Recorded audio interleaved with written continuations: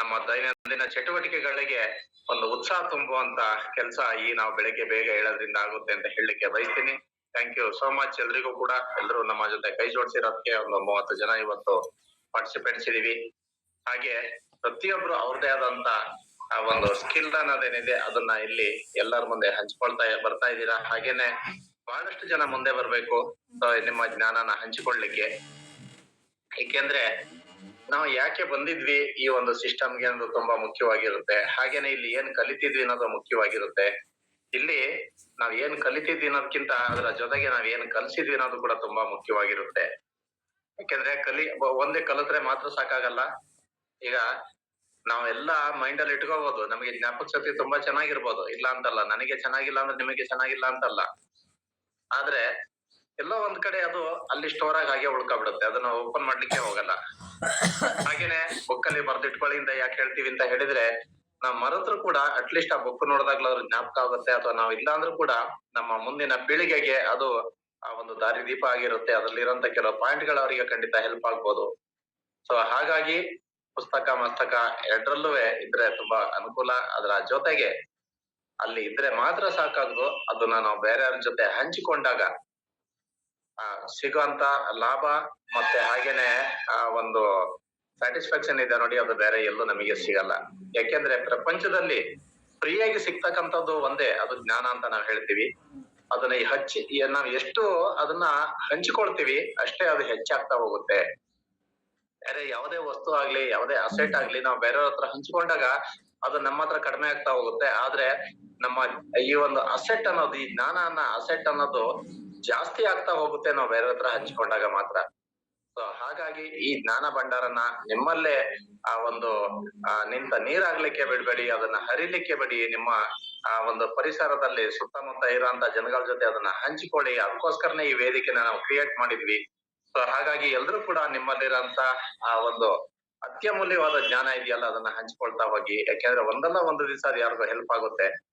ಎಲ್ಲಾರ್ನಲ್ಲೂ ಕೂಡ ಒಂದು ಯುನಿಕ್ನೆಸ್ ಅನ್ನೋದಿರುತ್ತೆ. ನನ್ಗೇನು ಗೊತ್ತಿಲ್ಲ, ನಾನು ಹೇಗ್ ಮಾತಾಡ್ಲಿ ಅನ್ಕೊಳ್ಳೋದೇ ಜಾಸ್ತಿ ಇರುತ್ತೆ. ಖಂಡಿತ ಆ ಒಂದು ಕಂಫರ್ಟ್ ಝೋನ್ ಇಂದ ಎಲ್ಲಿಂದ ನಾವು ಹೊರಗಡೆ ಬರಲ್ಲ, ಅಲ್ಲಿ ತನಕ ನಾವೇನು ಸಾಧಿಸ್ಲಿಕ್ಕೂ ಕೂಡ ಆಗಲ್ಲ. ಯಾಕೆಂದ್ರೆ ಕೊನೆ ತನಕ ನನಗೇನು ಗೊತ್ತಿಲ್ಲ ಅಂತ ಸಂಕೋಚ ಪಟ್ಕೊಳ್ಳೋ ಅಂತದೇ ಆಗ್ತಾ ಇರುತ್ತೆ. ಅದ್ರಲ್ಲಿ ಇರೋಂತ ಜ್ಞಾನ ಇದೆಯಲ್ಲ, ಅಡಗಿರ್ತಕ್ಕಂಥ ಜ್ಞಾನ, ಖಂಡಿತ ಅದು ಹೊರಗಡೆ ಬರ್ಲಿಕ್ಕೆ ಸಾಧ್ಯ ಆಗಲ್ಲ, ಅವ್ರಿಗೂ ಕೂಡ ಅರ್ಥ ಆಗಲ್ಲ. ಯಾಕೆಂದ್ರೆ ಇವತ್ತೊಂದು ಗ್ರೇಟ್ ಮಹಾನ್ ವ್ಯಕ್ತಿ ಬಗ್ಗೆ ನಾನು ಜ್ಞಾಪಿಸ್ಲಿಕ್ಕೆ ಇಷ್ಟಪಡ್ತೀನಿ. ನಮ್ಮ ಗ್ರೇಟ್ ಹನುಮಾನ್ ಜಯಂತಿ. ಇವತ್ತು ಹನುಮಾನ್ ಜಯಂತಿಯ ಪ್ರಯುಕ್ತ ಪ್ರತಿಯೊಬ್ಬರಿಗೂ ಕೂಡ ಧನ್ಯವಾದ ನಾನು ಹೇಳಲಿಕ್ಕೆ ಬಯಸ್ತೀನಿ. ಹಾಗೆ ಹನುಮಾನ್ ಜಯಂತಿಯ ಶುಭಾಶಯಗಳು. ಅವ್ರನ್ನ ನಾವಿಲ್ಲಿ ಜ್ಞಾಪಿಸ್ಕೊಳ್ಳೇಬೇಕಾಗುತ್ತೆ. ಆ ಒಂದು ಹನುಮಂತನಲ್ಲಿ ಒಂದು ಅಗಾಧವಾದ ಶಕ್ತಿ ಇರುತ್ತೆ. ಅವರಿಗೆ ಹುಟ್ಟುವಾಗ್ಲೇ ಆ ಶಕ್ತಿ ಆ ಒಂದು ಕೊಡುಗೆ ರೂಪದಲ್ಲಿ ಬಂದಿರುತ್ತೆ, ವರದ ರೂಪದಲ್ಲಿ ಬಂದಿರುತ್ತೆ. ಅದು ತುಂಬಾ ತುಂಟ ಆಗಿರ್ತಾರೆ. ಈಗ ಸೂರ್ಯನ ಹಣ್ಣು ಅಂತ ಹೇಳಿ ಹಿಡಿಲಿಕ್ಕೆ ಹೋದಂತದ್ದು ನೋಡಿರ್ತೀರಾ. ಇಂದ್ರ ಅನ್ನೋರು ವಜ್ರಾಯುಧದಿಂದ ಹೊಡೆದಾಗ ಅವರು ಕೆಳಗೆ ಬೀಳ್ತಾರೆ. ಅದರಿಂದಾಗೇನೆ ಅವನಿಗೆ ಒಂದು ಪೆಟ್ಟು ಕೂಡ ಬಿದ್ದಿರುತ್ತೆ. ಹಾಗೇನೆ ಯಾವಾಗ ಲಂಕೆಗೆ ಹೋಗ್ಲಿಕ್ಕೆ ಸರದಿ ಬರುತ್ತೆ, ಒಂದು ಟೀಮ್ ವರ್ಕ್ ಮಾಡ್ಲಿಕ್ಕೆ ಅಂತ ಹೋಗ್ತಾರೆ. ಸಮುದ್ರ ದಂಡೆಯಲ್ಲಿ ಕುಳಿತಾಗ ಹಿಂದೂ ಮಹಾಸಾಗರದಲ್ಲಿ ಇಷ್ಟೊಂದು ದೊಡ್ಡ ಸಮುದ್ರನ ದಾಟಿ ಲಂಕೆಗೆ ಹೋಗೋದು ಹೇಗೆ? ಯಾಕೆಂದ್ರೆ ಐಡೆಂಟಿಫೈ ಆಗಿರುತ್ತೆ ಅಲ್ಲಿ ಸೀತೆ ಅನ್ನೋರು ರಾವಣ ಕಿಡ್ನಾಪ್ ಮಾಡ್ಕೊಂಡು ಹೋಗಿರ್ತಾರೆ. ಅಲ್ಲಿ ಬಂಧಿಸಿ ಇಟ್ಟಿದ್ದಾರೆ ಅಂತ ಗೊತ್ತಾಗಿರುತ್ತೆ. ಆದ್ರೆ ಅಲ್ಲಿಗೆ ದಾಟ ಅಂತದೇ ದೊಡ್ಡ ಸಮಸ್ಯೆ ಆಗಿರುತ್ತೆ. ಆ ಎಲ್ಲರ ಮಧ್ಯೆ ಈ ಇಷ್ಟೊಂದು ಶಕ್ತಿ ಇರ್ತಕ್ಕಂತ ವ್ಯಕ್ತಿ ಈ ಹನುಮಂತ ಕೂಡ ತಲೆ ಮೇಲೆ ಕೈ ಹೊತ್ಕೊಂಡು ಕುಳಿತಿರ್ತಾರೆ. ಯಾಕೆಂದ್ರೆ ಸಹವಾಸ ಗುಣ ಅಂತ ಅದಕ್ಕೋಸ್ಕರನೇ ಹೇಳಂತದ್ದು. ನಾವು ಯಾರ ಜೊತೆಗೆ ಇರ್ತೀವಿ ಅಲ್ಲಿ ಅವ್ರಾಗೆ ನಾವು ಕೂಡ ಇರ್ತೀವಿ. ಹಾಗೇನೆ ಆ ಒಂದು ಟೀಮ್ ವರ್ಕ್ ಅಂತ ಯಾಕೆ ಕರಿತೀವಿ ಅಂದ್ರೆ, ಒಬ್ಬೊಬ್ರಲ್ಲಿ ಒಂದೊಂದು ಸ್ಕಿಲ್ ಇರುತ್ತೆ. ಅದ್ರಲ್ಲಿ ಆ ಜಾಂಬು ಅಂತ ಅನ್ನೋರು ಜ್ಞಾಪಿಸ್ತಾರೆ ಬಂದು, ನೀನಲ್ಲಿ ತುಂಬಾ ಶಕ್ತಿ ಇದೆ, ನಿನಗೆ ಮಾತ್ರ ಈ ಸಮುದ್ರನ ಹಾರಂತ ಶಕ್ತಿ ಇರೋಂಥದ್ದು, ಹೇಳು ಎದ್ದೇಳು, ಆ ಶಕ್ತಿನ ಉಪಯೋಗಿಸು ಅಂತ ಹೇಳಿದಾಗ ಆಗ ಹನುಮಂತನಿಗೆ ಜ್ಞಾಪಕ ಆಗುತ್ತೆ. ಎದ್ದು ನಿಲ್ತಾರೆ. ಆ ಒಂದು ಸಮುದ್ರನ, ಅಷ್ಟೊಂದು ವಿಶಾಲವಾದಂತ ಸಮುದ್ರನ ಹಾರಿ ಲಂಕೆಗೆ ಹೋಗಿ ಸೀತೆನ ಐಡೆಂಟಿಫೈ ಮಾಡಿ ಅವ್ರನ್ನ ಮಾತಾಡ್ಸ್ಕೊಂಡು ವಾಪಸ್ ಮೆಸೇಜ್ ನ ತಗೊಂಡು ಬರ್ತಾರೆ ಅಂತ ಎಲ್ಲರೂ ಕೂಡ ಓದಿರ್ತಕ್ಕಂಥದ್ದು. ಹಾಗೇನೆ ಇನ್ನೊಂದು ಸಣ್ಣ ಸ್ಟೋರಿ ಹೇಳಲಿಕ್ಕೆ ಇಷ್ಟಪಡ್ತೀನಿ. ಈ ಕೋಳಿ ಮೊಟ್ಟೆ ಜೊತೆಗೆ, ಕೋಳಿ ಮೊಟ್ಟೆ ಇಡುತ್ತಲ್ಲ, ಅಲ್ಲಿ ಈ ಈಗಲ್ದು ಕೂಡ ಒಂದು ಮೊಟ್ಟೆ ಸೇರ್ಕೊಬಿಟ್ಟಿರುತ್ತಂತೆ. ಯಾವಾಗ ಆ ಕೋಳಿ ಕಾವು ಕೊಟ್ಟು ಆ ಮರಿಗಳು ಹೊರಗಡೆ ಬರ್ತವೆ, ಒಂದು 10-15 ಮರಿ ಜೊತೆಗೆ ಆ ಈಗಲ್ ಮರಿ ಕೂಡ ಹೊರಗಡೆ ಬರುತ್ತೆ ಮೊಟ್ಟೆಯಿಂದ ಒಡೆದು. ಅವಾಗ ಆ ಕೋಳಿ ಮರಿಗಳ ಜೊತೆನೆ ಓಡ್ತಾ ಇರುತ್ತೆ. ಅಂದ್ರೆ ಕೋಳಿ ಸ್ವಭಾವ ಸಾಮಾನ್ಯ ಎಲ್ರಿಗೂ ಗೊತ್ತಿರುತ್ತೆ. ಹಾಗೆ ಹದ್ದು ಏನಾದ್ರು ಬಂತಂತ ಹೇಳಿದ್ರೆ ಆ ತಾಯಿ ಕೋಳಿ ಕೂಗ್ಕೊಂಡ್ಬಿಡುತ್ತೆ, ಒಂದು ಸಿಗ್ನಲ್ ಕೊಡುತ್ತೆ. ಆವಾಗ ಮರಿಗಳೆಲ್ಲ ಓಡೋಗಿ ಎಲ್ಲಾದ್ರೂ ಆ ಪೊದೆ ಒಳಗೋ ಎಲ್ಲೋ ಒಂದು ಕಡೆ ಸೇಫ್ ಆಗಿರೋ ಕಡೆ ಔತ್ಕೊಳ್ತವೆ. ಇದನ್ನ ಸಾಮಾನ್ಯವಾಗಿ ಕೋಳಿ ಸಾಕ್ದವ್ರಿಗೆಲ್ಲ ಗೊತ್ತಿರುತ್ತೆ. ಸಿಟಿಲಿ ಸಾಕ್ದವ್ರಿಗೆ ಗೊತ್ತಿರಲ್ಲ. ಅಂದ್ರೆ ಈ ಕೋಳಿ ಫಾರ್ಮ್ ಮಾಡಿದವ್ರಿಗೆ ಗೊತ್ತಿರಲ್ಲ. ಹಳ್ಳಿನಲ್ಲಿ ಕೋಳಿ ಸಾಕ್ದವ್ರಿಗೆ ಅದು ಗೊತ್ತಿರುತ್ತೆ. ಹೆಚ್ಚಿಂದೆ ಕಾಗೆ, ಹದ್ದು ಇಂಥವೆಲ್ಲ ಅವ್ರ ಮೇಲೆ ಅಟ್ಯಾಕ್ ಮಾಡ್ತವೆ ಮರಿ ಮೇಲೆ. ಅಂತ ಟೈಮಲ್ಲಿ ಆ ತಾಯಿ ಕೋಳಿ ಅನ್ನೋದ್ನ ಅವನ್ನ ರಕ್ಷಣೆ ಮಾಡೋದ್ನ ಎಲ್ಲರೂ ಕೂಡ ನೋಡ್ತೀರಾ.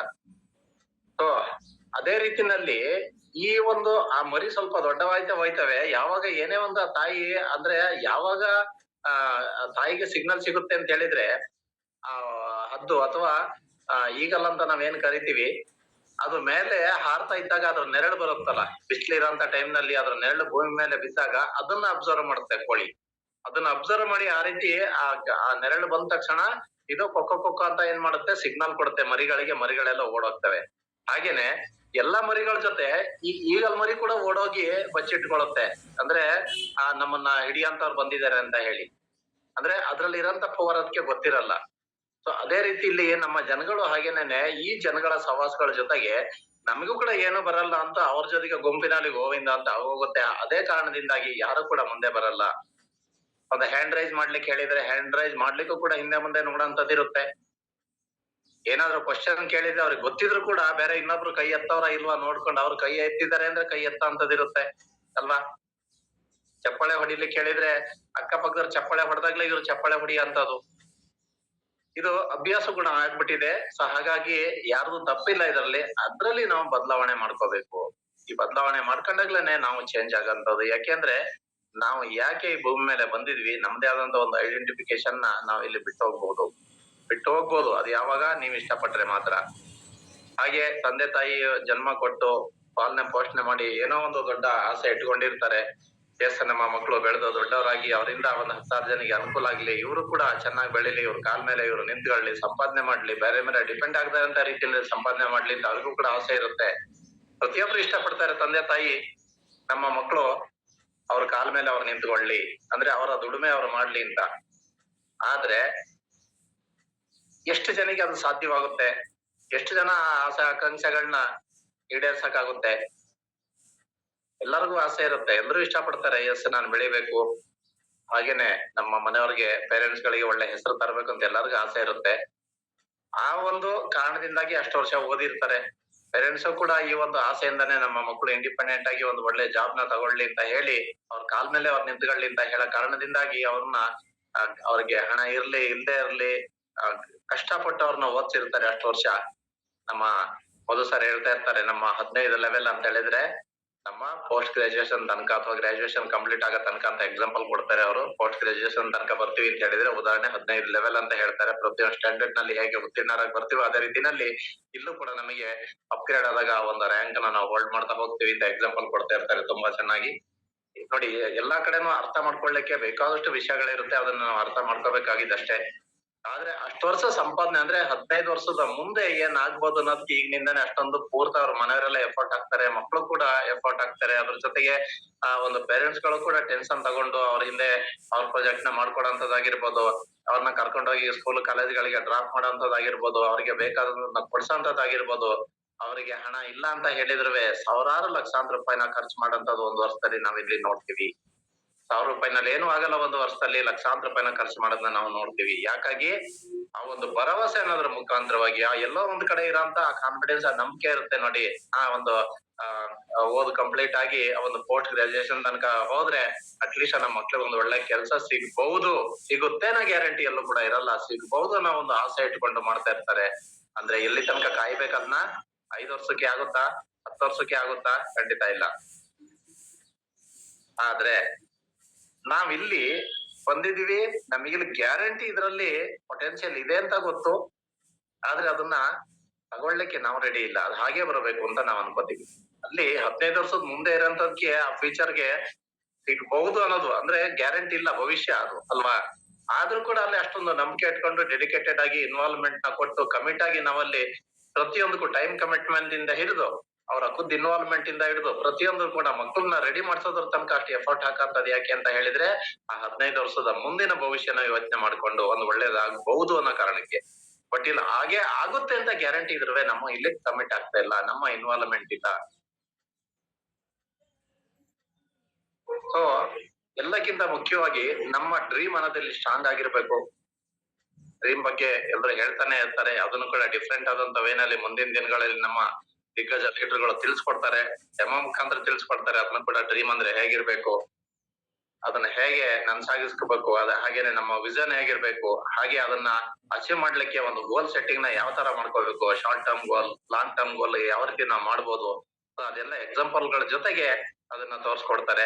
ಎಲ್ಲಕ್ಕಿಂತ ಮುಖ್ಯವಾಗಿ ನಾನು ಯಾಕೆ ಈ ಸಿಸ್ಟಮ್ಗೆ ಬಂದೆ ಅನ್ನೋ ರೀಸನ್ ಇದೆಯಲ್ಲ, ಇದು ಅರ್ಥ ಆಗ್ಬೇಕು. ನಾವು ಅರ್ಥ ಮಾಡ್ಕೋಬೇಕಾಗಿದ್ದು ಮೊದ್ಲು ನಾನು ಯಾಕೆ ಬಂದೆ, ನಾನು ಯಾಕೆ ಇಲ್ಲಿ ಎಂಟ್ರಿ ಆಗಿದ್ದೀನಿ, ಈ ನಮ್ಮ ರೈನ್ BNB ಸಿಸ್ಟಮ್ಗೆ ಯಾಕೆ ನಾನು ಸೆಲೆಕ್ಟ್ ಮಾಡ್ಕೊಂಡೆ ಇದನ್ನ ಮೊದ್ಲು ನಾವು ಅರ್ಥ ಮಾಡ್ಕೋಬೇಕಾಗಿದ್ದು. ನಾವು ಅದನ್ನೇ ಅರ್ಥ ಮಾಡ್ಕೊಂಡಿಲ್ಲ, ನಾವು ಕೋಟಿ ಲೆಕ್ಕ ಆಗ್ತಾ ಹೋಗ್ತೀವಿ. 100 ಕೋಟಿ ಬರುತ್ತೆ, 1000 BNB ಬರುತ್ತೆ, ಲಕ್ಷ BNB ಬರುತ್ತೆ ಅಂತ ಕನಸು ಕಾಣ್ತಾ ಇದ್ವಿ ವಿನ್ನ. ಆದ್ರೆ ಅದಕ್ಕೋಸ್ಕರ ಅದನ್ನ ಅರ್ಥ ಮಾಡ್ಕೊಂಡಿಲ್ಲ, ನಾವ್ ಯಾಕೆ ಬಂದಿದ್ವಿ, ಅದನ್ನ ಪಡ್ಕೋಬೇಕಂದ್ರೆ ನಾ ಇಲ್ಲಿ ಏನ್ ಮಾಡ್ಬೇಕನ್ನೋ ಜವಾಬ್ದಾರಿ ಅನ್ನೋದನ್ನ ನಾವಿಲ್ಲಿ ನಿಭಾಯಿಸ್ತಾ ಇಲ್ಲ. ಇದೇ ಕಾರಣದಿಂದ ಏನಾಗ್ತಾ ಇದೆ, ರಿಲೇಶನ್ಶಿಪ್ ಅನ್ನೋದು ಉಳಿತಾ ಇಲ್ಲ. ಲೀಡರ್ ಗಳ ಮಧ್ಯದಲ್ಲಿ ಒಂದು ಒಳ್ಳೆ ಕಮ್ಯುನಿಕೇಶನ್ ನಡೀತಾ ಇಲ್ಲ. ಕಮ್ಯುನಿಕೇಶನ್ ಅಂದ್ರೆ ನಮ್ಮ ಮಧು ಸರ್ ಮತ್ತೆ ನಮ್ಮ ಕಾಂತರಾಜ್ ಆರ್ಯ ಸರ್ ಅವ್ರನ್ನ ನೋಡಿ ಕಲಿಬಹುದು. ಹಾಗೆ ನಮ್ಮ ರಾಜ ನಕ್ಷತ್ರ ಜೀವ ಅವರು, ಹಾಗೆ ನಮ್ಮ ಮಾಲಾ ಅಂಡ್ ಟೀಮ್ ಇದಾರಲ್ಲ, ಇವ್ರನ್ನ ನೋಡಿ ನಾವು ಕಲಿಬಹುದು. ಯಾಕೆಂದ್ರೆ ಅವರಿಗೆ MC ಅನ್ನೋದು ಒಂದು ಹೇಳಿದ್ವಿ, ನೀವು ನಮ್ ಜೊತೆ ಪಾಲ್ಗೊಳ್ಬೇಕು ಅಂತ. ಅವರು ಕೂಡ ಎಸ್ ನಮಗೆ ಇದು ಬೇಕೇ ಬೇಕು, ನಾವು ಕಲಿಬೇಕಂತ ಅನ್ಕೊಂಡಿದ್ದಾರೆ ಅಂತ ಹೇಳಿದ್ರೆ, ನಾವು ಕಾಲ್ ಮಾಡಿಲ್ಲ ಅಂದ್ರೂ ಅರ್ಧ ಗಂಟೆ ಮೊದ್ಲು, 15 ನಿಮಿಷ ಮೊದ್ಲು ಈ ನಮ್ಮ ಕಾರ್ಯಕ್ರಮ ಸ್ಟಾರ್ಟ್ ಆಗಿಂತ ಮೊದ್ಲು ಒಂದು ಕಾಲ್ ಮಾಡ್ತಾರೆ, ಮೆಸೇಜ್ ಮಾಡಿರ್ತಾರೆ, ಸರ್ ಇವತ್ತು ಯಾರು ಪ್ರೆಸೆಂಟರ್, ಯಾರು ಟಾಪಿಕ್ ಏನಿರುತ್ತೆ, ಅಥವಾ ಅವ್ರೇನಾದ್ರೂ ಪಾಸಿಬಿಲಿಟಿ ಇಲ್ಲ, ಏನಾದ್ರು ಎಮರ್ಜೆನ್ಸಿ ಇದೆ ಅಂತ ಹೇಳಿದ್ರೆ ಇವತ್ತು ನನ್ ಬದಲಾಗಿ ಆಲ್ಟರ್ನೇಟಿವ್ ಅವ್ರ ಟೀಮ್ ಅಲ್ಲೇ ಇನ್ನೊಬ್ರು ಆ ಒಂದು ರೆಸ್ಪಾನ್ಸಿಬಿಲಿಟಿ ತಗೊಳ್ತಾರೆ. ನೋಡಿ, ಇದನ್ನ ಟೀಮ್ ವರ್ಕ್ ಅಂತ ಕರೆಯುವಂಥದ್ದು, ಇದನ್ನ ರಿಲೇಶನ್ಶಿಪ್ ಅಂತ ಕರೆಯುವಂಥದ್ದು. ರಿಲೇಶನ್ಶಿಪ್ ಅಂದ್ರೆ ಬ್ಲಡ್ ರಿಲೇಶನ್ಶಿಪ್ ಅಲ್ಲ, ಅದು ಇಂಪಾರ್ಟೆಂಟ್ ಅಲ್ಲ. ನಮ್ ಜೊತೆ ಇರೋರ್ ಜೊತೆ ನಾವ್ ಯಾವ ರೀತಿ ರಿಲೇಶನ್ಶಿಪ್ ನಾವು ಇಟ್ಕೊಳ್ತೀರೋ ತುಂಬಾ ಇಂಪಾರ್ಟೆಂಟ್ ಇರುತ್ತೆ. ಒಬ್ಬ ವ್ಯಕ್ತಿಗೆ ಆಗಲ್ಲ ಅಂತ ಹೇಳಿದ್ರೆ, ಒಂದು ಟೀಮ್ ನಲ್ಲಿ ವರ್ಕ್ ಮಾಡ್ತಾ ಇದೀವಿ ಅಂತ ಹೇಳಿದ್ರೆ, ಅವ್ರಿಗೆ ಆಗಲ್ಲ ಅಂತ ಹೇಳಿದ್ರೆ ಆ ಜಾಗನ ಇನ್ನೊಬ್ರು ತಗೊಳ್ಳಿಕ್ಕೆ ರೆಡಿ ಇರ್ಬೇಕು. ಇದನ್ನೇ ನಾವು ಆಲ್ರೌಂಡರ್ ಅಂತ ನಾವು ಕರಿತೀವಿ. ಅಂದ್ರೆ ಎಲ್ಲಾ ಪಾತ್ರನ ನಿಭಾಯಿಸಲಿಕ್ಕೆ ಯಾರು ರೆಡಿ ಇರ್ತಾರೆ, ಎಲ್ಲಾ ಸಂದರ್ಭದಲ್ಲೂ ಕೂಡ ಜವಾಬ್ದಾರಿ ತಗೊಳ್ಳಿಕ್ಕೆ ರೆಡಿ ಇರ್ತಾರೆ, ಅಂತವ್ರು ಮಾತ್ರ ಲೀಡರ್ ಆಗ್ಲಿಕ್ಕೆ ಸಾಧ್ಯ. ಅಂತವ್ರು ಮಾತ್ರ ಈ ಸಮಾಜದಲ್ಲಿ ನಕ್ಷತ್ರದಾಗೆ ಹೊಳಿತಾರೆ. ಎಲ್ರಿಗೂ ಕೂಡ ಆಗಲ್ಲ. ಕಾರಣ ಏನಂತ ಹೇಳಿದ್ರೆ ಇಗ್ನೋರೆನ್ಸ್. ನನ್ನಿಂದ ಏನು ಆಗಲ್ಲ ಅನ್ನೋದು ಒಂದೇ ಕಾರಣದಿಂದಾಗಿ ಇವತ್ತು ಯಾರು ಕೂಡ ಇವತ್ತು ಸಕ್ಸಸ್ ಆಗ್ಲಿಕ್ಕೆ ಆಗ್ತಾ ಇಲ್ಲ. ಕೇಳಿದ್ರೆ ನಮ್ಮ ಲೀಡರ್ ಸರಿ ಇರ್ಲಿಲ್ಲ, ಆ ಸಿಸ್ಟಮ್ ಸರಿ ಇರ್ಲಿಲ್ಲ, ಅದು ಹಾಗಾಯ್ತು, ಇದೆ ಹೀಗಾಯ್ತು ಅಂತ ನಾವು ಬ್ಲೇಮ್ ಮಾಡೋದ್ರಲ್ಲೇ ಜೀವನ ಕಳಿತಾ ಇದ್ವಿ ವಿನ, ಆದ್ರೆ ಅದಕ್ಕೆ ಕಾರಣ ನಾನ್ ಏನ್ ಮಾಡ್ದೆ ಅದಕ್ಕೋಸ್ಕರ ಅನ್ನೋದನ್ನ ಯಾರು ಕೂಡ ಅರ್ಥ ಮಾಡ್ಕೊಳ್ಳಿಕ್ಕೆ ಹೋಗ್ತಾ ಇಲ್ಲ, ಅವ್ರ ತಪ್ಪನ್ನ ತಿದ್ಕೊಳ್ಳಿಕ್ಕೆ ಹೋಗ್ತಾ ಇಲ್ಲ. ಇದೇ ಕಾರಣಕ್ಕೆ ನಾವ್ ಹೇಳ್ತೀವಿ, ಪ್ರತಿಯೊಬ್ರು ಕೂಡ ರಾತ್ರಿ ಮಲಗಕ್ಕಿಂತ ಮೊದ್ಲು ಇವತ್ತಿಂದ ನೀವು ಪ್ರಾಕ್ಟೀಸ್ ಮಾಡಿಲ್ಲ ಅಂತ ಹೇಳಿದ್ರೆ, ಕೆಲವರಿಗೆ ಗೊತ್ತಿರಬಹುದು ಇದ್ರ ಬಗ್ಗೆ, ನೀವು ಪ್ರಾಕ್ಟೀಸ್ ಮಾಡಿಲ್ಲ ಅಂತ ಹೇಳಿದ್ರೆ ಒಂದು ಡೈರಿ ಸಪ್ರೇಟ್ ಆಗಿ ಇಟ್ಕೊಳ್ಳಿ. ನಿಮ್ಮ ಲೈಫ್ ಡೈರಿ ಆಗಿರುತ್ತೆ ಅದು. ಅದ್ರಲ್ಲಿ ನಿಮ್ಮ ಡ್ರೀಮ್ ಗಳನ್ನ ಬರೀರಿ, ನಿಮ್ಮ ವಿಷನ್ ನ ಬರೀರಿ, ನಿಮ್ಮ ಗೋಲ್ ಗಳನ್ನ ಬರೀರಿ, ನಿಮ್ಮ ನೇಮ್ ಲಿಸ್ಟ್ ನ ಬರೀರಿ. ಯಾಕೆಂದ್ರೆ ಆ ನೇಮ್ ಲಿಸ್ಟ್ ಏನಿದೆಯಲ್ಲ ಅದೇ ನಿಮ್ಮ ಅಸೆಟ್ ಆಗಿರುತ್ತೆ. ಇವತ್ತು ಕೂಡ ಇಷ್ಟೆಲ್ಲ ಹೇಳಿದ್ರು ಕೂಡ ತೋರ್ಸ್ಲಿಕ್ಕೆ ಮಾತ್ರ ಯಾವ್ದೋ ಒಂದು ಡೈರಿ ತೆಗೆದು ತೋರಿಸಿರ್ತಾರೆ, ಆದ್ರೆ ಅದನ್ನ ಮೇಂಟೈನ್ ಮಾಡಲ್ಲ, ನೇಮ್ ಲಿಸ್ಟ್ ಮಾಡಿರಲ್ಲ, 50 ಜನ ಹೆಸರು ಬರೀಲಿಕ್ಕೆ ಸಾಧ್ಯ ಆಗಿರಲ್ಲ. ಅದೇ ನಮ್ಮಲ್ಲಿ ಏನೋ ಫಂಕ್ಷನ್ ಆದ್ರೆ ಮಾತ್ರ 500 ರಿಂದ 1000 ಕಾರ್ಡ್ ಮಾಡಿಸಿ ಯಾರ್ಯಾರಿಗೆ ಹೋಗಿ ಅವ್ರ ಮನೆಗೆ ಹೋಗಿ ತಲುಪಿಸಿ ಬರ್ತೀವಿ. ಆದ್ರೆ ಈ ಇನ್ವಿಟೇಷನ್ ನ ಕೊಡ್ಲಿಕ್ಕೆ ಯಾರು ರೆಡಿ ಇಲ್ಲ. ಒಂದು ಹೊತ್ತಿನ ಊಟ ಅಂದ್ರೆ ಈ ರೀತಿಯಲ್ಲಿ ಅದನ್ನ ಹೇಳ್ಬಾರ್ದು.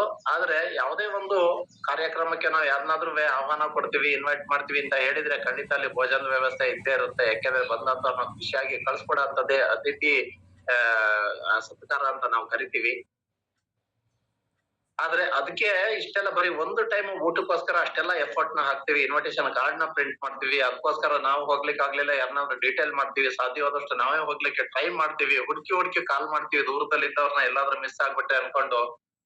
ಆದ್ರೆ ಒಬ್ಬ ವ್ಯಕ್ತಿಯ ಲೈಫ್ ಚೇಂಜ್ ಮಾಡ್ಲಿಕ್ಕೆ ಒಂದು ಅವಕಾಶ ಸಿಕ್ಕಿದೆ, ಇದಕ್ಕೋಸ್ಕರ ಯಾಕೆ ನಾವು ಆ ಹೆಸರನ್ನ ನೋಟ್ ಮಾಡಬಾರ್ದು ಅಂತ ಯಾವತ್ತೂ ಕೂಡ ಯೋಚನೆ ಮಾಡ್ಲಿಕ್ಕೆ ಹೋಗಲ್ಲ. ಕೇಳಿದ್ರೆ ಆಗ ಮೊಬೈಲ್ ನಲ್ಲಿ ಹುಡ್ಕಪ್ ಹೋಯ್ತಾರೆ, ನನ್ನ ಹತ್ರ ಎಲ್ಲ ಇದೆ ಮೊಬೈಲ್ ನೊಳಗೆ ಅಂತ ಹೇಳ್ತಾರೆ.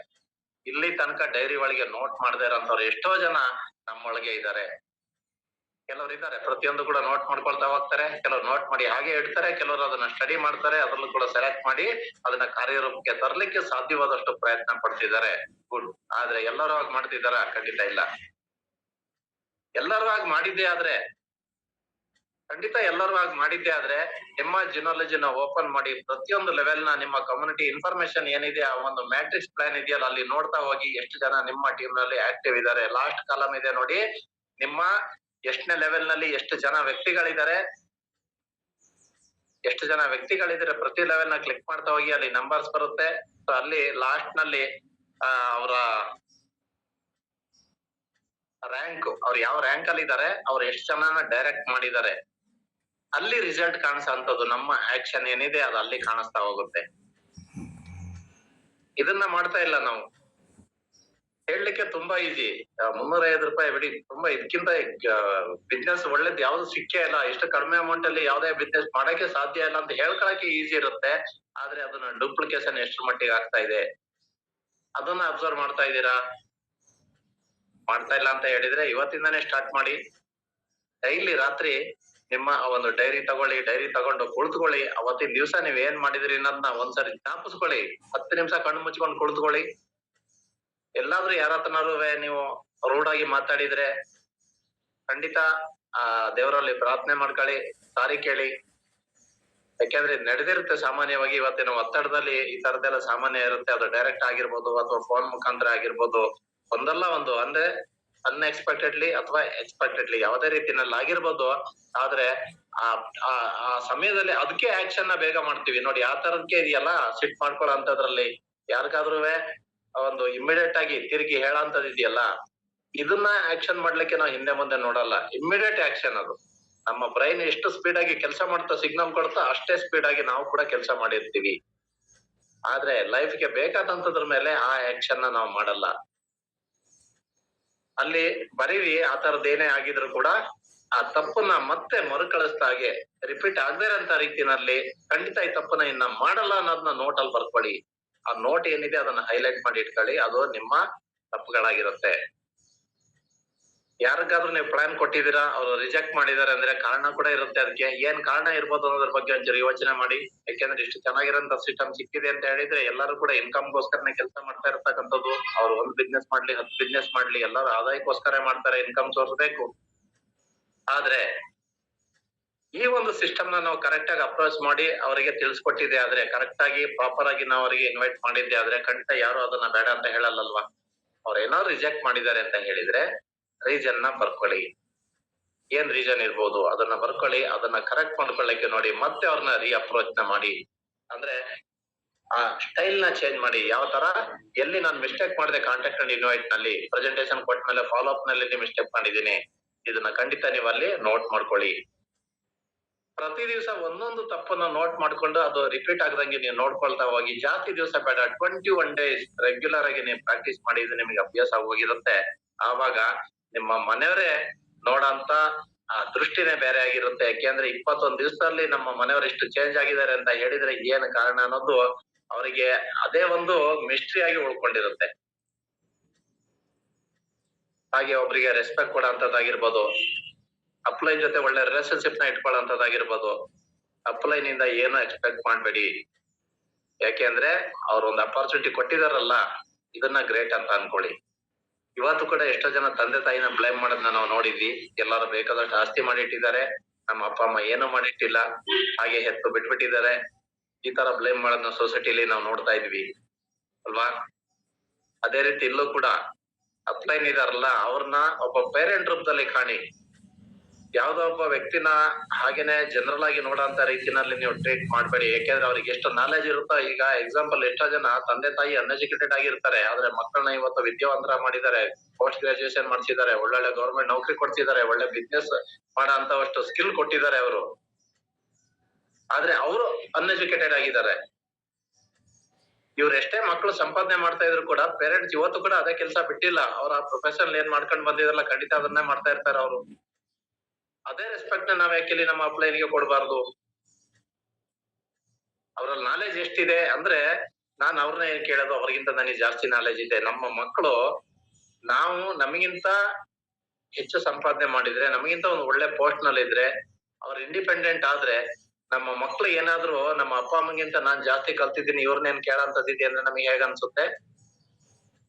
ಇದೇ ಫೀಲಿಂಗ್ ಅಲ್ಲಿ ಅಪ್ಲೈನ್ಗೂ ಕೂಡ ಆಗುತ್ತೆ. ಯಾರು ಇಂಟ್ರೊಡ್ಯೂಸ್ ಮಾಡಿರ್ತಾರೆ ಎಲ್ಲ ಅವ್ರಿಗೂ ಕೂಡ ಒಂದು ಸೆಂಟಿಮೆಂಟಲ್ ಅನ್ನೋದು ಇರಲ್ವಾ? ಅವ್ರಿಗೂ ಎಲ್ಲ ಹರ್ಟ್ ಆಗಲ್ವಾ? ನಾವು ಅವ್ರನ್ನ ಇಗ್ನೋರ್ ಮಾಡಿದಾಗ, ಅವ್ರನ್ನ ಓವರ್ಟೇಕ್ ಮಾಡಿದಾಗ, ಅವರಿಗೆ ನೋವಾಗಂತ ರೀತಿನಲ್ಲಿ ನಡ್ಕೊಂಡಾಗ ಅವ್ರಿಗೂ ಕೂಡ ಎಲ್ಲೋ ಫೀಲ್ ಆಗಲ್ವಾ? ಸೊ ಅವ್ರು ಕೊಟ್ಟಿರೋಂತ ಅವಕಾಶ ಇದೆಯಲ್ಲ, ಅದನ್ನ ಖಂಡಿತ ನೀವು ಉಪಯೋಗಿಸ್ಕೊಳ್ಳಿ, ಸದುಪಯೋಗ ಪಡಿಸ್ಕೊಳ್ಳಿ. ಅದಕ್ಕೋಸ್ಕರ ಕೆಲಸ ಮಾಡಿ. ಯಾಕೆಂದ್ರೆ ಬಂದಿರೋದೇ ಅದಕ್ಕಾಗಿ. ಹಿಂದೆ ಯಾವ್ದೋ ಎಷ್ಟೋ ಸಿಸ್ಟಮ್ಗಳಲ್ಲಿ ಎಷ್ಟೋ ವರ್ಷಗಳಿಂದ ನನಗೇನು ಮಾಡ್ಲಿಕ್ಕಾಗಿಲ್ಲ, ಖಂಡಿತ ಚೆನ್ನಾಗಿದೆ ನಾ ಮಾಡೇ ಮಾಡ್ತೀನಿ ಅನ್ಕೊಂಡು ಕಂಟಿನ್ಯೂಸ್ ಪ್ರೋಸೆಸ್ ಮಾಡಿ, ಒಂದ್ ದಿವ್ಸ ಬಂದು ಒಂದ್ ವಾರ, 15 ದಿವಸ, 20 ದಿವಸ, ಒಂದ್ ತಿಂಗಳೊಳಗೆ ಜೋಸ್ ತೋರ್ಸಿ ಕೂಗಾಡಿ ನಾನು ಹಾಗ್ ಮಾಡ್ಬಿಡ್ತೀನಿ, ಹೀಗ್ ಮಾಡ್ಬಿಡ್ತೀನಿ, ಲೈನ್ ಹಾಕ್ಬಿಡ್ತೀನಿ, ಸಾವಿರಾರು ಜನನ ಗುಡ್ಡೆ ಹಾಕ್ಬಿಡ್ತೀನಿ ಅದೆಲ್ಲ ಹೇಳ್ಕೊಂಡು ಕೊನೆಗೆ ನೋಡಿದ್ರೆ ಈ ದೀಪಾವಳಿನಲ್ಲಿ ಪಟಾಕಿ ಹಚ್ದಂಗ ಆಗಿರುತ್ತೆ. ಒಂದು ಮನೆ ಪಟಾಕಿ ಹಚ್ಚಿದ್ರೆ ಅದ್ರಲ್ಲಿ ಎಷ್ಟೋ ಪಟಾಕಿ ಟುಸ್ ಅಂತವೆ. ಅದೇ ರೀತಿ ಇಲ್ಲಿ ಲೀಡರ್ ಗಳಾಗಿ ಹೋಗ್ತಾ ಇರ್ತಾರೆ. ಯಾಕೆಂದ್ರೆ ಅವ್ರ ಮೇಲೆ ಅವರಿಗೆ ನಂಬಿಕೆ ಇಲ್ಲ. ಹಾಗೇನೆ ಬೇರೆಯವ್ರ ಮೇಲೆ ಡಿಪೆಂಡ್ ಆಗ್ಲಿಕ್ಕೆ ನೋಡ್ತಾರೆ. ನಾನೇನು ಮಾಡ್ಲಿಲ್ಲ ಅಂದ್ರೆ ನನಗೆ ಇನ್ಕಮ್ ಬರ್ಬೇಕಂತ ನೋಡ್ತಾರೆ. ಸೊ ಈ ಕಾರಣದಿಂದಾಗಿ ಇವತ್ತು ಮೂವ್ಮೆಂಟ್ ಆಗ್ತಾ ಇಲ್ಲ. ಹಾಗೇನೆ ಟೀಮ್ ಗಳ ಮಧ್ಯದಲ್ಲಿ ಅಪ್ಲೈನ್ ಅಂಡ್ ಡೌನ್ಲೈನ್ ಅಂತ ನಾವೇನ್ ಕರಿತೀವಿ, ಆ ಟೀಮ್ ನಲ್ಲಿ ರಿಲೇಶನ್ಶಿಪ್ ಅನ್ನೋದು ಉಳಿತಾ ಇಲ್ಲ ಅನ್ನೋ ಕಾರಣ. ಸೊ ಇವೇ ಕೆಲವು ಕಾರಣಗಳಿಂದ. ಮೊದ್ಲು ಎಲ್ಲದಕ್ಕಿಂತ ಆ ಈಗೋ ಅನ್ನೋದನ್ನ ನಾವು ಬಿಟ್ಟು ಹೊರಗಡೆ ಬಂದಾಗ ಖಂಡಿತ ಎಲ್ರಿಗೂ ಕೂಡ ಒಳ್ಳೇದಾಗುತ್ತೆ, ನಮಿಗೂ ಸಂತೋಷ ಸಿಗುತ್ತೆ. ಯಾರಿಗೂ ನೋವು ಮಾಡಿ ಅಥವಾ ಯಾರ ಹತ್ರನ ದ್ವೇಷ ಕಟ್ಕೊಂಡು ಯಾರ ಹತ್ರನ ಕಮ್ಯುನಿಕೇಶನ್ ನ ಗ್ಯಾಪ್ ಮಾಡ್ಕೊಳ್ಳೋದ್ರಿಂದ ಯಾರು ಖುಷಿಯಾಗಿಲ್ಲ ಇಲ್ಲಿ ತನಕ. ನೀವು ಖುದ್ದು ನಾವೆಲ್ಲರೂ ಒಂದ್ಸರಿ ಯೋಚನೆ ಮಾಡಿ ನೋಡೋಣ, ಯಾರ ಹತ್ರನಾದ್ರೂ ನಾವು ಆ ರೀತಿ ಮಾತಾಡಿದ್ವಿ, ಅವ್ರ ಹತ್ರ ಮಾತನ್ನ ಬಿಟ್ಟಿದ್ವಿ, ಅವ್ರನ್ನ ಓವರ್ಟೇಕ್ ಮಾಡಿದ್ವಿ ಅಂತ ಹೇಳಿದ್ರೆ ನಾವು ಖುಷಿಯಾಗಿದ್ವಾ? ಅದನ್ನ ಜ್ಞಾಪಿಸ್ಕೊಂಡಾಗೆಲ್ಲ ನಮ್ಮಲ್ಲಿ ಆ ಒಂದು BP ಮತ್ತೆ ಶುಗರ್ ಇದೆಯಲ್ಲ ಅದ್ರಲ್ಲಿ ವೇರಿ ಆಗ್ತಾ ಇರುತ್ತೆ. ನಮ್ಮ ಬಾಡಿನಲ್ಲಿ ಕೆಮಿಕಲ್ ರಿಯಾಕ್ಷನ್ ಆಗ್ತಾ ಇರುತ್ತೆ. ಇದನ್ನ ನಾವು ಅರ್ಥ ಮಾಡ್ಕೊಳಲ್ಲ. ಒಬ್ಬ ವ್ಯಕ್ತಿ ಬಗ್ಗೆ ನಾವು ಜ್ಞಾಪಿಸ್ಕೊಂಡಾಗ ನಮಗೆ ಎಲ್ಲಾದ್ರೂ ಅವ್ರ ಮೇಲೆ ಆ ರೀತಿ ಅನ್ನಿಸ್ತು ಅಂತ ಹೇಳಿದ್ರೆ ನಮ್ಮ ಬಾಡಿ ಒಳಗೆ ರಿಯಾಕ್ಷನ್ ಆಗ್ತಾ ಇರುತ್ತೆ. ಅವೆಲ್ಲ ಒಂದು ಮೈಕ್ರೋ ಸೆಕೆಂಡ್ಸ್ ನಲ್ಲಿ ಆಗಂತ ಆ ಒಂದು ರಿಯಾಕ್ಷನ್ ಗಳು. ಅದು ನಾವು ಅರ್ಥ ಮಾಡ್ಕೊಳ್ಲಿಕ್ ಹೋಗಲ್ಲ ಅದನ್ನ. ಅಟ್ಲೀಸ್ಟ್ ಒಬ್ಬ ವ್ಯಕ್ತಿ ಬಗ್ಗೆ ಕೆಲವು ಜ್ಞಾಪಿಸ್ಕೊಂಡಾಗ 5 ನಿಮಿಷ, 10 ನಿಮಿಷ, 1 ಗಂಟೆ ತನಕ ಡಿಸ್ಟರ್ಬ್ ಆಗ್ತಾರೆ ಕೆಲವರು ಇಡೀ ದಿನ ಇಲ್ಲ ಅವ್ರಿಗೆ ಹೇಳಲ್ವಾ? ಈ ನನ್ ಮಗ ಅಡ್ಡ ಬಂದ್ಬಿಟ್ಟ, ನನ್ನ ಮೂಡೆ ಖರಾಬ್ ಆಗೋಯ್ತು ಅಂತ ಹೇಳ್ಕೊಳ್ಳೋದನ್ನ ನೋಡಿದೀವಿ. ಒಂದ್ಸರಿ ಜ್ಞಾಪಿಸ್ಕೊಳ್ಳಿ, ಯಾರಾದ್ರೂ ನಿಮ್ಗೆ ಹೇಳಿದಾರ ಇಲ್ವಾ, ಅಥವಾ ನಿಮ್ ಜೊತೆ ಹಾಗೆ ಆಗಿದ್ಯಾ ಇಲ್ವಾ, ಅಥವಾ ನಿಮ್ಮಿಂದನೇ ಹಾಗೆ ಆಗಿದ್ಯಾ ಇಲ್ವಾ ಅಂತ ಯಾವತ್ತಾದ್ರು ಫೀಲ್ ಮಾಡಿದ್ರಲ್ಲ ಅನ್ನೋದನ್ನ ಒಂದ್ಸರಿ ಯೋಚನೆ ಮಾಡಿಸ್ಕೊಳ್ಳಿ. ಎಲ್ಲೋ ಹೋಗೋಣ ಅಂತ ಹೊರಟಿದ್ದೆ, ಇವನ್ ಬಂದ್ ಏನೋ ನನ್ ಮೂಡ್ ಹಾಳು ಮಾಡ್ಬಿಟ್ಟ ಅಂತ ಹೇಳೋದನ್ನ ಕೇಳಿಲ್ವಾ? ಅಂದ್ರೆ ಬಾಡಿ ಒಳಗೆ ಎಷ್ಟು ರಿಯಾಕ್ಷನ್ ಆಗಿರುತ್ತೆ ಅನ್ನೋದನ್ನ ನೀವು ಯೋಚನೆ ಮಾಡ್ಕೊಳ್ಳಿ. ಖಂಡಿತ ಇದಕ್ಕೆ ನಾವಿಲ್ಲಿ ಅವಕಾಶ ಕೊಡೋದ್ ಬೇಡ.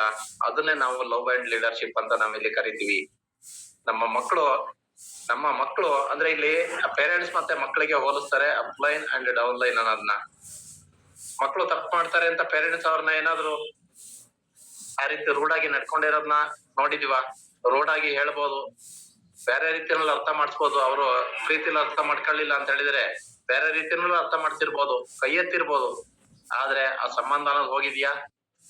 ಅಲ್ಲೇ ಯಾಕೆ ಅದನ್ನ ನಾವು ಯೋಚನೆ ಮಾಡಲ್ಲ? ಇಲ್ಲಾಕೆ ನಾವ್ ಅದನ್ನ ಯೋಚನೆ ಮಾಡ್ಲಿಕ್ಕೆ ಹೋಗ್ತೀವಿ? ಸಣ್ಣ ಪುಟ್ಟ ವಿಚಾರಕ್ಕೆ ಸಿಟ್ ಮಾಡ್ಕೊಳ್ಳೋಂಥದ್ದು ಯಾಕಿರುತ್ತೆ? ಅದ್ರ ಅವಶ್ಯಕತೆ ಇದೆಯಾ? ಎಷ್ಟು ದಿವಸ ಇರ್ತೀವಿ? ನಾಳೆ ಇರ್ತೀವಿ ಅಂತ ಏನಾದ್ರು ಗ್ಯಾರಂಟಿ ಇದೆಯಾ?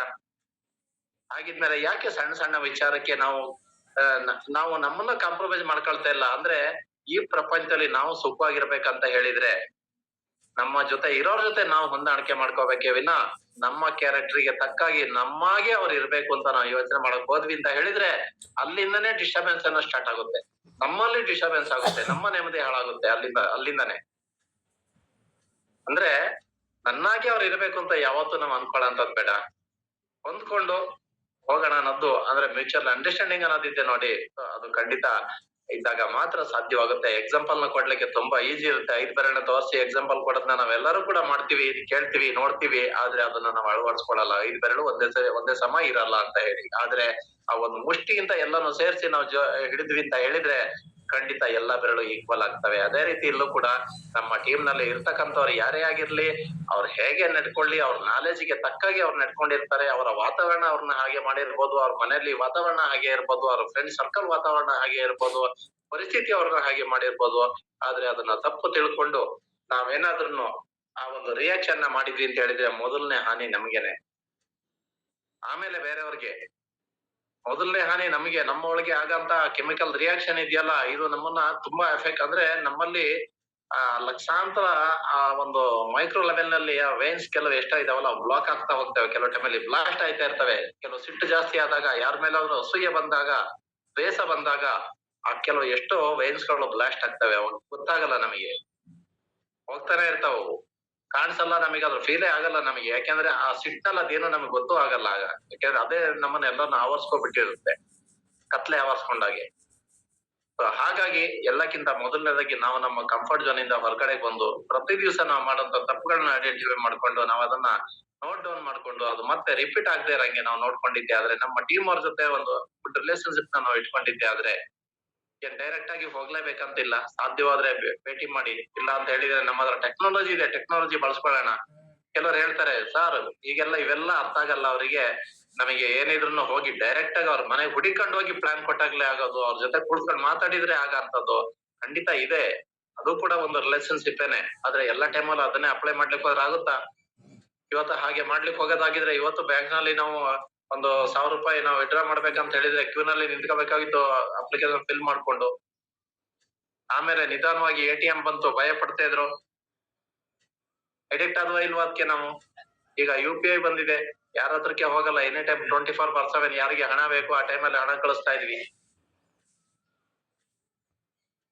ನಾವು ಜಮ್ಮು ಕಾಶ್ಮೀರದಲ್ಲಿ ಇದ್ದಾಗ ಮನಿ ಆರ್ಡರ್ ಕಳಿಸ್ಲಿಕ್ಕೆ ನಮ್ಮ ಮನೆಗೆ ಹೋಗಿ ತಲುಪೋದು ಕೆಲವು ಟೈಮಲ್ಲಿ 15 ದಿವಸ ಆಗೋದು, 1 ತಿಂಗಳು ಕೂಡ ಕೆಲವು ಟೈಮಲ್ಲಿ ಆಗೋದು. ಅದನ್ನ ಮಿಸ್ಯೂಸ್ ಕೂಡ ಆಗೋದು ಪೋಸ್ಟ್ ಆಫೀಸ್ ಡಿಪಾರ್ಟ್ಮೆಂಟ್ ಗಳ ಕಡೆಯಿಂದ. ಯಾಕೆಂದ್ರೆ ಅವಾಗೆಲ್ಲ ಮ್ಯಾನುವಲಿ ನಡೀತಾ ಇತ್ತು. ಆ ಹಣನ 1 ವರ್ಷ ಯೂಸ್ ಮಾಡ್ಕೊಂಡು ಅದನ್ನ ಮತ್ತೆ ಅವರು ನೆಕ್ಸ್ಟ್ ಮಂತ್ ಅಲ್ಲಿ, ಸಾರಿ 1 ತಿಂಗಳು ತನಕ ಯೂಸ್ ಮಾಡ್ಕೊಂಡು ನೆಕ್ಸ್ಟ್ ಮಂತ್ ಅಲ್ಲಿ ಡೆಲಿವರಿ ಮಾಡೋಂಥದ್ನ ಎಷ್ಟು ನಾವು ನೋಡಿದ್ವಿ. ಇದೆಲ್ಲ ನಮ್ ಜೊತೆ ನಡೆದಿರ್ತಕ್ಕಂಥದ್ದು. ಅಂದ್ರೆ ಅಂತಂತ ಪರಿಸ್ಥಿತಿ ಒತ್ತಡಗಳಲ್ಲಿ ನಾವು ನೋಡಿದ್ವಿ. ಟೆಕ್ನಾಲಜಿ ಎಷ್ಟು ಡೆವಲಪ್ ಆಗಿದೆ, ಅದನ್ನ ಹೇಗೆ ಯೂಸ್ ಮಾಡ್ಕೋಬೇಕು ಅನ್ನೋದನ್ನ ಎಕ್ಸಾಂಪಲ್ ಕೊಡ್ತಾ ಇದ್ದೀನಿ ನಾನು. ನಮ್ಮ ಊರಿನಲ್ಲಿ ಯಾರಾದ್ರೂ ಒಬ್ರು ಸತ್ರು ಅಂತ ಹೇಳಿದ್ರೆ ಒಂದ್ ದಿವಸ ನಮ್ಮ ಕಾಂತರಾಜ್ ಸರ್ ಅವರು ಇನ್ಲ್ಯಾಂಡ್ ಲೆಟರ್ ಬಗ್ಗೆ ಎಕ್ಸಾಂಪಲ್ ಕೊಟ್ರು. ಎಸ್, ಅದು ನಾನು ಕೂಡ one of the best example. ಅದಕ್ಕೆ ಊರಿನಲ್ಲಿ ರಿಲೇಟಿವ್ಸ್ ಯಾರಾದ್ರೂ ಸತ್ರೆ, ಅವಾಗೆಲ್ಲ ಹಳ್ಳಿ ಕಡೆ ಎಲ್ಲ ಫೋನ್ ಇರ್ತಾ ಇರ್ಲಿಲ್ಲ. ಎಷ್ಟೋ ಕಡೆ ಆ ತುಂಬಾ ಒಂದು ರೂರಲ್ ಏರಿಯಾ ಕಡೆ ಎಲೆಕ್ಟ್ರಿಸಿಟಿ ಕನೆಕ್ಷನ್ ಇರ್ತಾ ಇರ್ಲಿಲ್ಲ, ಸರಿಯಾದಂತ ರೋಡ್ ಇರ್ತಾ ಇರ್ಲಿಲ್ಲ ಅವಾಗ. ಇವಾಗ ಎಲ್ಲಾ ಫೆಸಿಲಿಟಿ ಕೂಡ ಬಂದಿದೆ, ಇವತ್ತು ಅಷ್ಟೊಂದು ಡೆವಲಪ್ ಆಗಿದೆ. ಆದ್ರೂ ಕೂಡ ನಾವು ದೂಷಣೆ ಮಾಡ್ತಾ ಇರ್ತೀವಿ, ಅದಾಗ್ಲಿಲ್ಲ ಇದಾಗ್ಲಿಲ್ಲ ಅಂತ ಹೇಳಿ. ಈಗ 25-30 ವರ್ಷ ಹಿಂದೆ ಹೇಗಿತ್ತು ಅನ್ನೋದನ್ನ ಯೋಚನೆ ಮಾಡ್ಕೊಳ್ಳಿ. ನಮ್ಮ ಹಳ್ಳಿಗಳಲ್ಲಿ ಇವತ್ತು ಹೇಗಿದೆ ಅನ್ನೋದನ್ನ ಖಂಡಿತ ನಾವು ನೋಡ್ಬೋದು. ಹಾಗೇನೆ ಊರ್ನಲ್ಲಿ ಯಾರಾದ್ರೂ ಒಂದು ಕಷ್ಟ ಸುಖ ಆಯ್ತಾ ಅಂತ ಹೇಳಿದ್ರೆ ನಮಗೆ ನ್ಯೂಸ್ ಬರ್ತಾ ಇದ್ದಿದ್ ಯಾವಾಗ ಗೊತ್ತಾ? 15 ದಿವಸ ಕಳೆದ್ಮೇಲೆ. ಯಾಕಂದ್ರೆ ಅವ್ರು ನಮಗೆ ಲೆಟರ್ ಬರ್ದ್ ಹಾಕಿ, ಆ ಲೆಟರ್ ನಮಗೆ ಬಂದ್ ತಲುಪಿ, ಅದನ್ನ ನಾವು ಓದಿ ಅದಕ್ಕೆ ಮತ್ತೆ ನಾವು ರಿಪ್ಲೈ ಮಾಡಲ್ಲ ತಲುಪಬೇಕಂದ್ರೆ ಹೆಚ್ಚು ಕಡಿಮೆ 1 ತಿಂಗಳ ಹತ್ತತ್ರ ಈ ಪ್ರೋಸೆಸ್ ಹಂಗಲ್ಲಿ ನಡೀತಾ ಇತ್ತು. ಕತೆ ಹೇಳೋದ್ನ ಕೇಳಿದ್ವಿ ಹಿಂದೆ. ಈ ಟ್ರಾನ್ಸ್ಪೋರ್ಟೇಶನ್ ವಿಷಯ ಬಂದಾಗ ಅಥವಾ ಈ ಒಂದು ಮೆಸೆಂಜರ್ ವಿಷಯ ಬಂದಾಗ ಅದು ಬರುತ್ತೆ. ಮೊದ್ಲು ಆ ರಾಜ ಮಹಾರಾಜರುಗಳು ಒಂದು ಮೆಸೇಜ್ ನ ಇನ್ನೊಬ್ರಿಗೆ ಕಳಿಸ್ಬೇಕಂತ ಹೇಳಿದ್ರೆ ಒಬ್ಬರನ್ನ ಅದಕ್ಕೋಸ್ಕರನೇ ಡೀಟೇಲ್ ಮಾಡ್ತಾ ಇದ್ರು. ಹಾಗೇನೆ ಹಳ್ಳಿ ಕಡೆ ಯಾರಾದ್ರೂ ಒಂದು ಏನಾದ್ರೂ ಒಂದು ಕಾರ್ಯ ನಡೀತು ಅಥವಾ ಯಾರಾದ್ರೂ ಒಬ್ರಿಗೆ ಎಕ್ಸ್ಪರ್ಟ್ ಆಗಿದ್ರು ಅಂತ ಹೇಳಿದ್ರೆ ಅದನ್ನ ತಲುಪಿಸ್ಲಿಕ್ಕೆ ಅದಕ್ಕೋಸ್ಕರನೇ ಒಬ್ಬ ವ್ಯಕ್ತಿನ ಡೀಟೇಲ್ ಮಾಡ್ತಾ ಇದ್ರು. ಅವ್ರ ಹಳ್ಳಿಗೆ ಹೋಗಿ ಹೇಳಿ ಬರ್ತಾ ಇದ್ರು ಅವರು. ಇದೆಲ್ಲ ನಾವು ಹಿಂದೆ ನೋಡಿದ್ವಿ ನಮ್ ಕಾಲದಲ್ಲಿ. ಇವಾಗ್ನವ್ರಿಗೆ ಅದ್ ಏನನ್ನೋದು ಗೊತ್ತಿಲ್ಲ. ಕೇಳಿದ್ರೆ ಅದೊಂದು ಈಗ ಸಿನಿಮಾ ನೋಡ್ದಂಗೆ ಕತೆ ಅಂತ ಅನ್ಕೊಳ್ತಾರೆ. ಇದೆಲ್ಲ ನಾವು ಫೇಸ್ ಮಾಡ್ಕೊಂಡು ಬಂದಿದೀವಿ. ಅಂದ್ರೆ ನಾನು ಯಾಕೆ ಇದನ್ನ ಹೇಳ್ತಾ ಇದೀನಿ ಅಂತ ಹೇಳಿದ್ರೆ, ಅವತ್ತಿನ ಡೇಟ್ ನಲ್ಲಿ ಇನ್ನೊಂದು ಎಕ್ಸಾಂಪಲ್ ನಾನು ಕೊಡ್ಲಿಕ್ಕೆ ಬಯಸ್ತೀನಿ. STD ರೇಟ್ ಎಷ್ಟಿತ್ತು ಅಂತ ಎಲ್ಲರಿಗೂ ಕೂಡ ಗೊತ್ತು. ರಾತ್ರಿ 8ವರೆಗೆ 1/3 ಅಂತ ಬರ್ತಾ ಇತ್ತು ನಮಗೆ. ಅಂದ್ರೆ ನಮಗೆ ಅವಾಗೆಲ್ಲ ಸ್ಯಾಲ್ರಿ ಕೂಡ ತುಂಬಾ ಕಡಿಮೆ ಇರ್ತಾ ಇತ್ತು. ಜಮ್ಮು ಕಾಶ್ಮೀರದಲ್ಲಿ ಸಂಜೆ 5 ಗಂಟೆ ಮೇಲೆ ಯಾರು ಹೊರಗಡೆ ಕ್ಯಾಂಪಸ್ ಇಂದ ಹೊರಗಡೆ ಕಾಲಿಡಂಗಿಲ್ಲ, ಗೇಟ್ ಇಂದ ಆಚೆಗೆ ಹೈ ಸೆಕ್ಯೂರಿಟಿ ಇರ್ತಾ ಇತ್ತು. ಅದನ್ನ ಉಳಿಸ್ಕೊಳ್ಳಿಕ್ಕೆ ಆ ಒನ್ ಥರ್ಡ್ ನಮಗೆ ಆ ಚಾರ್ಜಸ್ ಬರುತ್ತಲ್ಲ, STD ಚಾರ್ಜಸ್, ಮನೆಯವ್ರ ಜೊತೆ ಮಾತಾಡ್ಲಿಕ್ಕೆ ಆ ರಾತ್ರಿ 8ವರೆಗೆ ಅಷ್ಟು ದೊಡ್ಡ ರಿಸ್ಕ್ ತಗೊಂಡು ನಾವು ಹೋಗ್ತಾ ಇದೀವಿ ಅಂದ್ರೆ ನೀವು ಯೋಚನೆ ಮಾಡ್ಕೊಳ್ಳಿ. ಅಂದ್ರೆ ಒಂದೊಂದು ರೂಪಾಯಿ ಉಳಿಸೋಕೋಸ್ಕರ ಎಷ್ಟು ಕಷ್ಟಪಟ್ಟಿರ್ತಾರೆ ಅನ್ನೋದನ್ನ ನಾವಿಲ್ಲಿ ಅರ್ಥ ಮಾಡ್ಕೊಂಡ್ರೆ ಖಂಡಿತ ಇವತ್ತಿನ ಟೆಕ್ನಾಲಜಿ ಮತ್ತೆ ಇವತ್ತು ಜನ ಸಂಪಾದನೆ ಮಾಡ್ತಾ ಇರೋಂತಕ್ಕಂಥದ್ದು, ಹಾಗೆ ಖರ್ಚು ಮಾಡ್ತಾ ಇರ್ತಕ್ಕಂಥದ್ದು ಯೋಚನೆ ಮಾಡಿದ್ರೆ ಅವತ್ತಿಗೆ ಇವತ್ತಿಗೆ ಜಸ್ಟ್ ಒಂದು 30 ವರ್ಷದ ಹಿಂದೆ ಮತ್ತೆ ಈಗೀಗ ಕಂಪೇರ್ ಮಾಡ್ಕೊಂಡಾಗ ಅಜಗಜಾಂತರವಾದಂತ ವ್ಯತ್ಯಾಸ ಇದೆ. ಸೊ ಅಂದ್ಮೇಲೆ ಆ ಟೆಕ್ನಾಲಜಿನ ಯಾಕೆ ನಾವು ಇವತ್ತು ಯೂಸ್ ಮಾಡ್ಕೊಳ್ತಾ ಇಲ್ಲ? ಟೆಕ್ನಾಲಜಿ ಬಂದಿದೆ ಆದ್ರೂ ಕೂಡ ನಾವು ಅದನ್ನ ಯೂಸ್ ಮಾಡ್ಕೊಳ್ತಾ ಇಲ್ಲ. ಝೂಮ್ ಮೀಟಿಂಗ್ ಅಟೆಂಡ್ ಮಾಡ್ತಾ ಇಲ್ಲ, ಸಮಯ ಉಳಿತಾ ಇದೆ. ಮೊದ್ಲು ಯಾವ್ದಾದ್ರು ಒಂದು ಟ್ರೈನಿಂಗ್ ಅಟೆಂಡ್ ಮಾಡ್ಬೇಕಂತ ಹೇಳಿದ್ರೆ ಅಡ್ವಾನ್ಸ್ ಆಗಿ ಟಿಕೆಟ್ ನ ಬುಕ್ ಮಾಡ್ಕೋಬೇಕಿತ್ತು, ಅಥವಾ ಪ್ರೆಸೆಂಟೇಶನ್ ತಗೋಬೇಕಂತ ಹೇಳಿದ್ರೆ ಒಂದು ಹಾಲ್ ಎಲ್ಲ ಬುಕ್ ಆಗ್ತಾ ಇತ್ತು. BOP ಆರ್ಗನೈಸ್ ಮಾಡ್ತಾ ಇದ್ರು, ಅಲ್ಲಿ ಹಣ ಕಲೆಕ್ಟ್ ಆಗ್ತಾ ಇತ್ತು, ಅದರಿಂದಾನೇ ಪೇ ಮಾಡ್ತಾ ಇದ್ರು ಅಲ್ಲಿ ಖರ್ಚು ವೆಚ್ಚಗಳನ್ನ. ಇವತ್ತು ಕೂಡ ಎಷ್ಟೋ ಕಡೆ ನಡೀತಾ ಇದೆ, ಅದು ಎಷ್ಟೋ ಪ್ರಾಡಕ್ಟ್ ಬೇಸ್ಡ್ ಕಂಪನಿಗಳಲ್ಲಿ ನಡೀತಾ ಇದೆ. ಆದ್ರೆ ಇವತ್ತು ಮೊಬೈಲ್ ನಲ್ಲೇ ಎಲ್ಲ ನಮಗೆ ಈ ಕೋವಿಡ್ಗೆ ಅಂದ್ರೆ ಯಾವಾಗ ಈ ಕರೋನಾ ಒಂದು ವೈರಸ್ ಅನ್ನೋದು ಬಂತೋ, ರಿಯಲಿ ಹೇಳ್ಬೇಕಂತ ಹೇಳಿದ್ರೆ ಹೆಚ್ಚಿನದಾಗಿ ಜನಗಳಿಗೆ ಈ ಒಂದು ಟೆಕ್ನಾಲಜಿ ಬಗ್ಗೆ ಸ್ವಲ್ಪ ಅರಿವು ಬಂದಿದೆ ಹೆಚ್ಚಿನದಾಗ ಆವಾಗ್ಲೇನೆ. ಅಂದ್ರೆ ಹೆಚ್ಚಿನದಾಗಿ ಜನ ಝೂಮ್ ಮುಖಾಂತರವಾಗಿ ಆಪರೇಟ್ ಮಾಡಕ್ಕೆ ಸ್ಟಾರ್ಟ್ ಮಾಡಿದ್ರು, ಮನೆಯಿಂದ ಹೊರಗಡೆ ಹೋಗ್ದಾರೇನೆ ವ್ಯವಹಾರ ಮಾಡಕ್ಕೆ ಸ್ಟಾರ್ಟ್ ಮಾಡಿದ್ರು. ಅಂದ್ರೆ ಟೆಕ್ನಾಲಜಿ ಯೂಸ್ ಆಯ್ತು. ಅಂದ್ರೆ ಎಲ್ಲಿ ತನಕ ಅದರ ಪ್ರೆಸರ್ ಬೀಳಲು ಅಲ್ಲಿ ತನಕ ಅದನ್ನ ಯೂಸ್ ಮಾಡ್ಕೊಳಲ್ಲ. ಹಾಗಾಗ್ಬಿಡುತ್ತೆ ಹೀಗಾಗ್ಬಿಡುತ್ತೆ ಅಂದ್ರು, ಡಿಮಾನಿಟೈಸೇಷನ್ ಆಯ್ತು, ನೋಟ್ ಬ್ಯಾನ್ ಆಗೋಯ್ತು. ಅಂತ ಟೈಮ್ ನಲ್ಲಿ ಹಣ ತೆಗಿಲಿಕ್ಕೆ ಟ್ರಾನ್ಸಾಕ್ಷನ್ ಮಾಡ್ಲಿಕ್ಕೆ ಕಷ್ಟ ಆಯ್ತು. ಜನ ಮಾಡಿದ್ರೆ ಇಲ್ವಾ, ಯೂಸ್ ಮಾಡ್ಕೊಂಡ್ರೆ ಇಲ್ವಾ? ಕಿಲೋಮೀಟರ್ ಗಟ್ಲೆ ಲೈನ್ ನಿಂತ್ಕೊಂಡು ಅವಾಗ ATM ನಲ್ಲಿ ಹಣ ಡ್ರಾ ಮಾಡ್ಕೊಂಡಿದ್ನ ನೋಡಿದ್ವಿ. ಲಿಮಿಟ್ ಇತ್ತು, ಇಷ್ಟೇ ಡ್ರಾ ಮಾಡ್ಬೇಕಂತ ಹೇಳಿ. ಆದ್ರೆ ಇವತ್ತಂತದ್ ಯಾವ್ದು ಇಲ್ವಲ್ಲ. ಆದ್ರೆ ಅಂತ ಪರಿಸ್ಥಿತಿಗಳು ಮುಂದೆ ಕೂಡ ಬರ್ಬೋದು, ಅದಕ್ಕಿಂತ ದೊಡ್ಡ ಪರಿಸ್ಥಿತಿಗಳು ಕೂಡ ಬರ್ಬೋದು. ಎದುರಿಸ್ಲಿಕ್ಕೆ ನಾವು ರೆಡಿ ಇರ್ಬೇಕು. ಸೊ ಇವೆಲ್ಲ ಇವತ್ತಿನ ನಮ್ಮ ಮ್ಯಾಟರ್ ಬಗ್ಗೆ ಬರ್ಲೇ ಇಲ್ಲ. ಹಾಗೆ ಮಾತಾಡ್ತಾ ಮಾತಾಡ್ತಾ ಇದ್ರಲ್ಲೇ ಟೈಮ್ ಕಳೆದೋಯ್ತು. ಸೊ ಎಲ್ಲಕ್ಕಿಂತ ಮುಖ್ಯವಾಗಿ ಲವ್ ಅಂಡ್ ಲೀಡರ್ಶಿಪ್ ಅಂತ ನಾನು ಹೇಳ್ದೆ. ಫಾಲೋ ಮಿ ಸಿಸ್ಟಮ್ ಅಂತ ನಾವು ಕರಿತೀವಿ. ಫಾಲೋ ಮಿ ಸಿಸ್ಟಮ್ ಅಂದ್ರೆ ಏನು, ಒಬ್ಬ ಲೀಡರ್ ಅಂದ್ರೆ ಏನು? ಈಗ ಸಾಮಾನ್ಯವಾಗಿ ನೀವು ಗೂಗಲ್ ನಲ್ಲಿ ಸರ್ಚ್ ಮಾಡಿ ಒಂದು ಲೀಡರ್ಶಿಪ್ ಅಂತ ಬಂದಾಗ ಆ ಒಂದು ಐಕಾನ್ ಅನ್ನೋದು ಬರುತ್ತಲ್ಲ, ಹೇಗಿರುತ್ತೆ ಅನ್ನೋದನ್ನ ನೋಡಿ ಅವ್ರು ಮುಂದೆ ನಿಂತ್ಕೊಳ್ತಾರೆ. ಈಗ ಅಮಿತಾಬ್ ಬಚ್ಚನ್ ಹೇಳ್ತಾರಲ್ಲ, ಮೇ ಜಾ ಖಡಾ ಹೋತಾ ಹೂಂ ವಹಾಂ ಸೆ ಲೋಗೋಂ ಕಾ ಲೈನ್ ಲಗ್ ಜಾತಾ ಹೈ ಅಂತ. ಅಂದ್ರೆ ನಾವ್ ಎಲ್ಲಿ ನಿಂತಿರ್ತೀವಿ ನಮ್ ಹಿಂದೆ ಲೈನ್ ಬರಕ್ಕೆ ಸ್ಟಾರ್ಟ್ ಆಗಿರುತ್ತೆ. ಒಬ್ಬ ಲೀಡರ್ ಮುಂದೆ ಹೋಗ್ತಾರೆ ಅಂದ್ರೆ ಅವ್ರನ್ನ ಫಾಲೋ ಮಾಡೋರು ಬೇಕಾದಷ್ಟು ಜನ ಇರ್ತಾರೆ. ಎಷ್ಟೋ ಜನ ದೂಷಣೆ ಮಾಡ್ಬೋದು, ಏನೋ ಮಾಡ್ಬೋದು. ಇವತ್ತು ಪೊಲಿಟಿಕಲ್ ಅಂದ್ರೆ ಪೊಲಿಟಿಷಿಯನ್ಸ್, ಪೊಲಿಟಿಕಲ್ ಲೀಡರ್ ಗಳನ್ನ ನಾವು ನೋಡ್ತಾ ಇದೀವಿ. ನಾವು ಕೂಡ ಬೈತಾ ಇರ್ತೀವಿ, ಮತ್ತೆ ಹೋಗಿ ಅವರಿಗೆ ವೋಟ್ ಹಾಕ್ತಿವಿ. ಅಂದ್ರೆ ಯಾವ್ದೋ ಟೈಮ್ ನಲ್ಲಿ ನಮಗೆ ಬೇಡ ಅನ್ನಿಸ್ದಾಗ, ನಮ್ ಕೆಲಸ ಆಗ್ಲಿಲ್ಲ ಅಂದಾಗ ಬೈಕೊಳ್ತೀವಿ, ಮತ್ತೆ ಹೋಗಿ ಮತ್ತೆ ಅವರಿಗೆ ವೋಟ್ ಹಾಕ್ತಿವಿ. ಕರೆಕ್ಟಾ? ಇದು ಪ್ರಾಕ್ಟಿಕಲ್ ನಡೀತಾ ಇರ್ತಕ್ಕಂಥದ್ದು.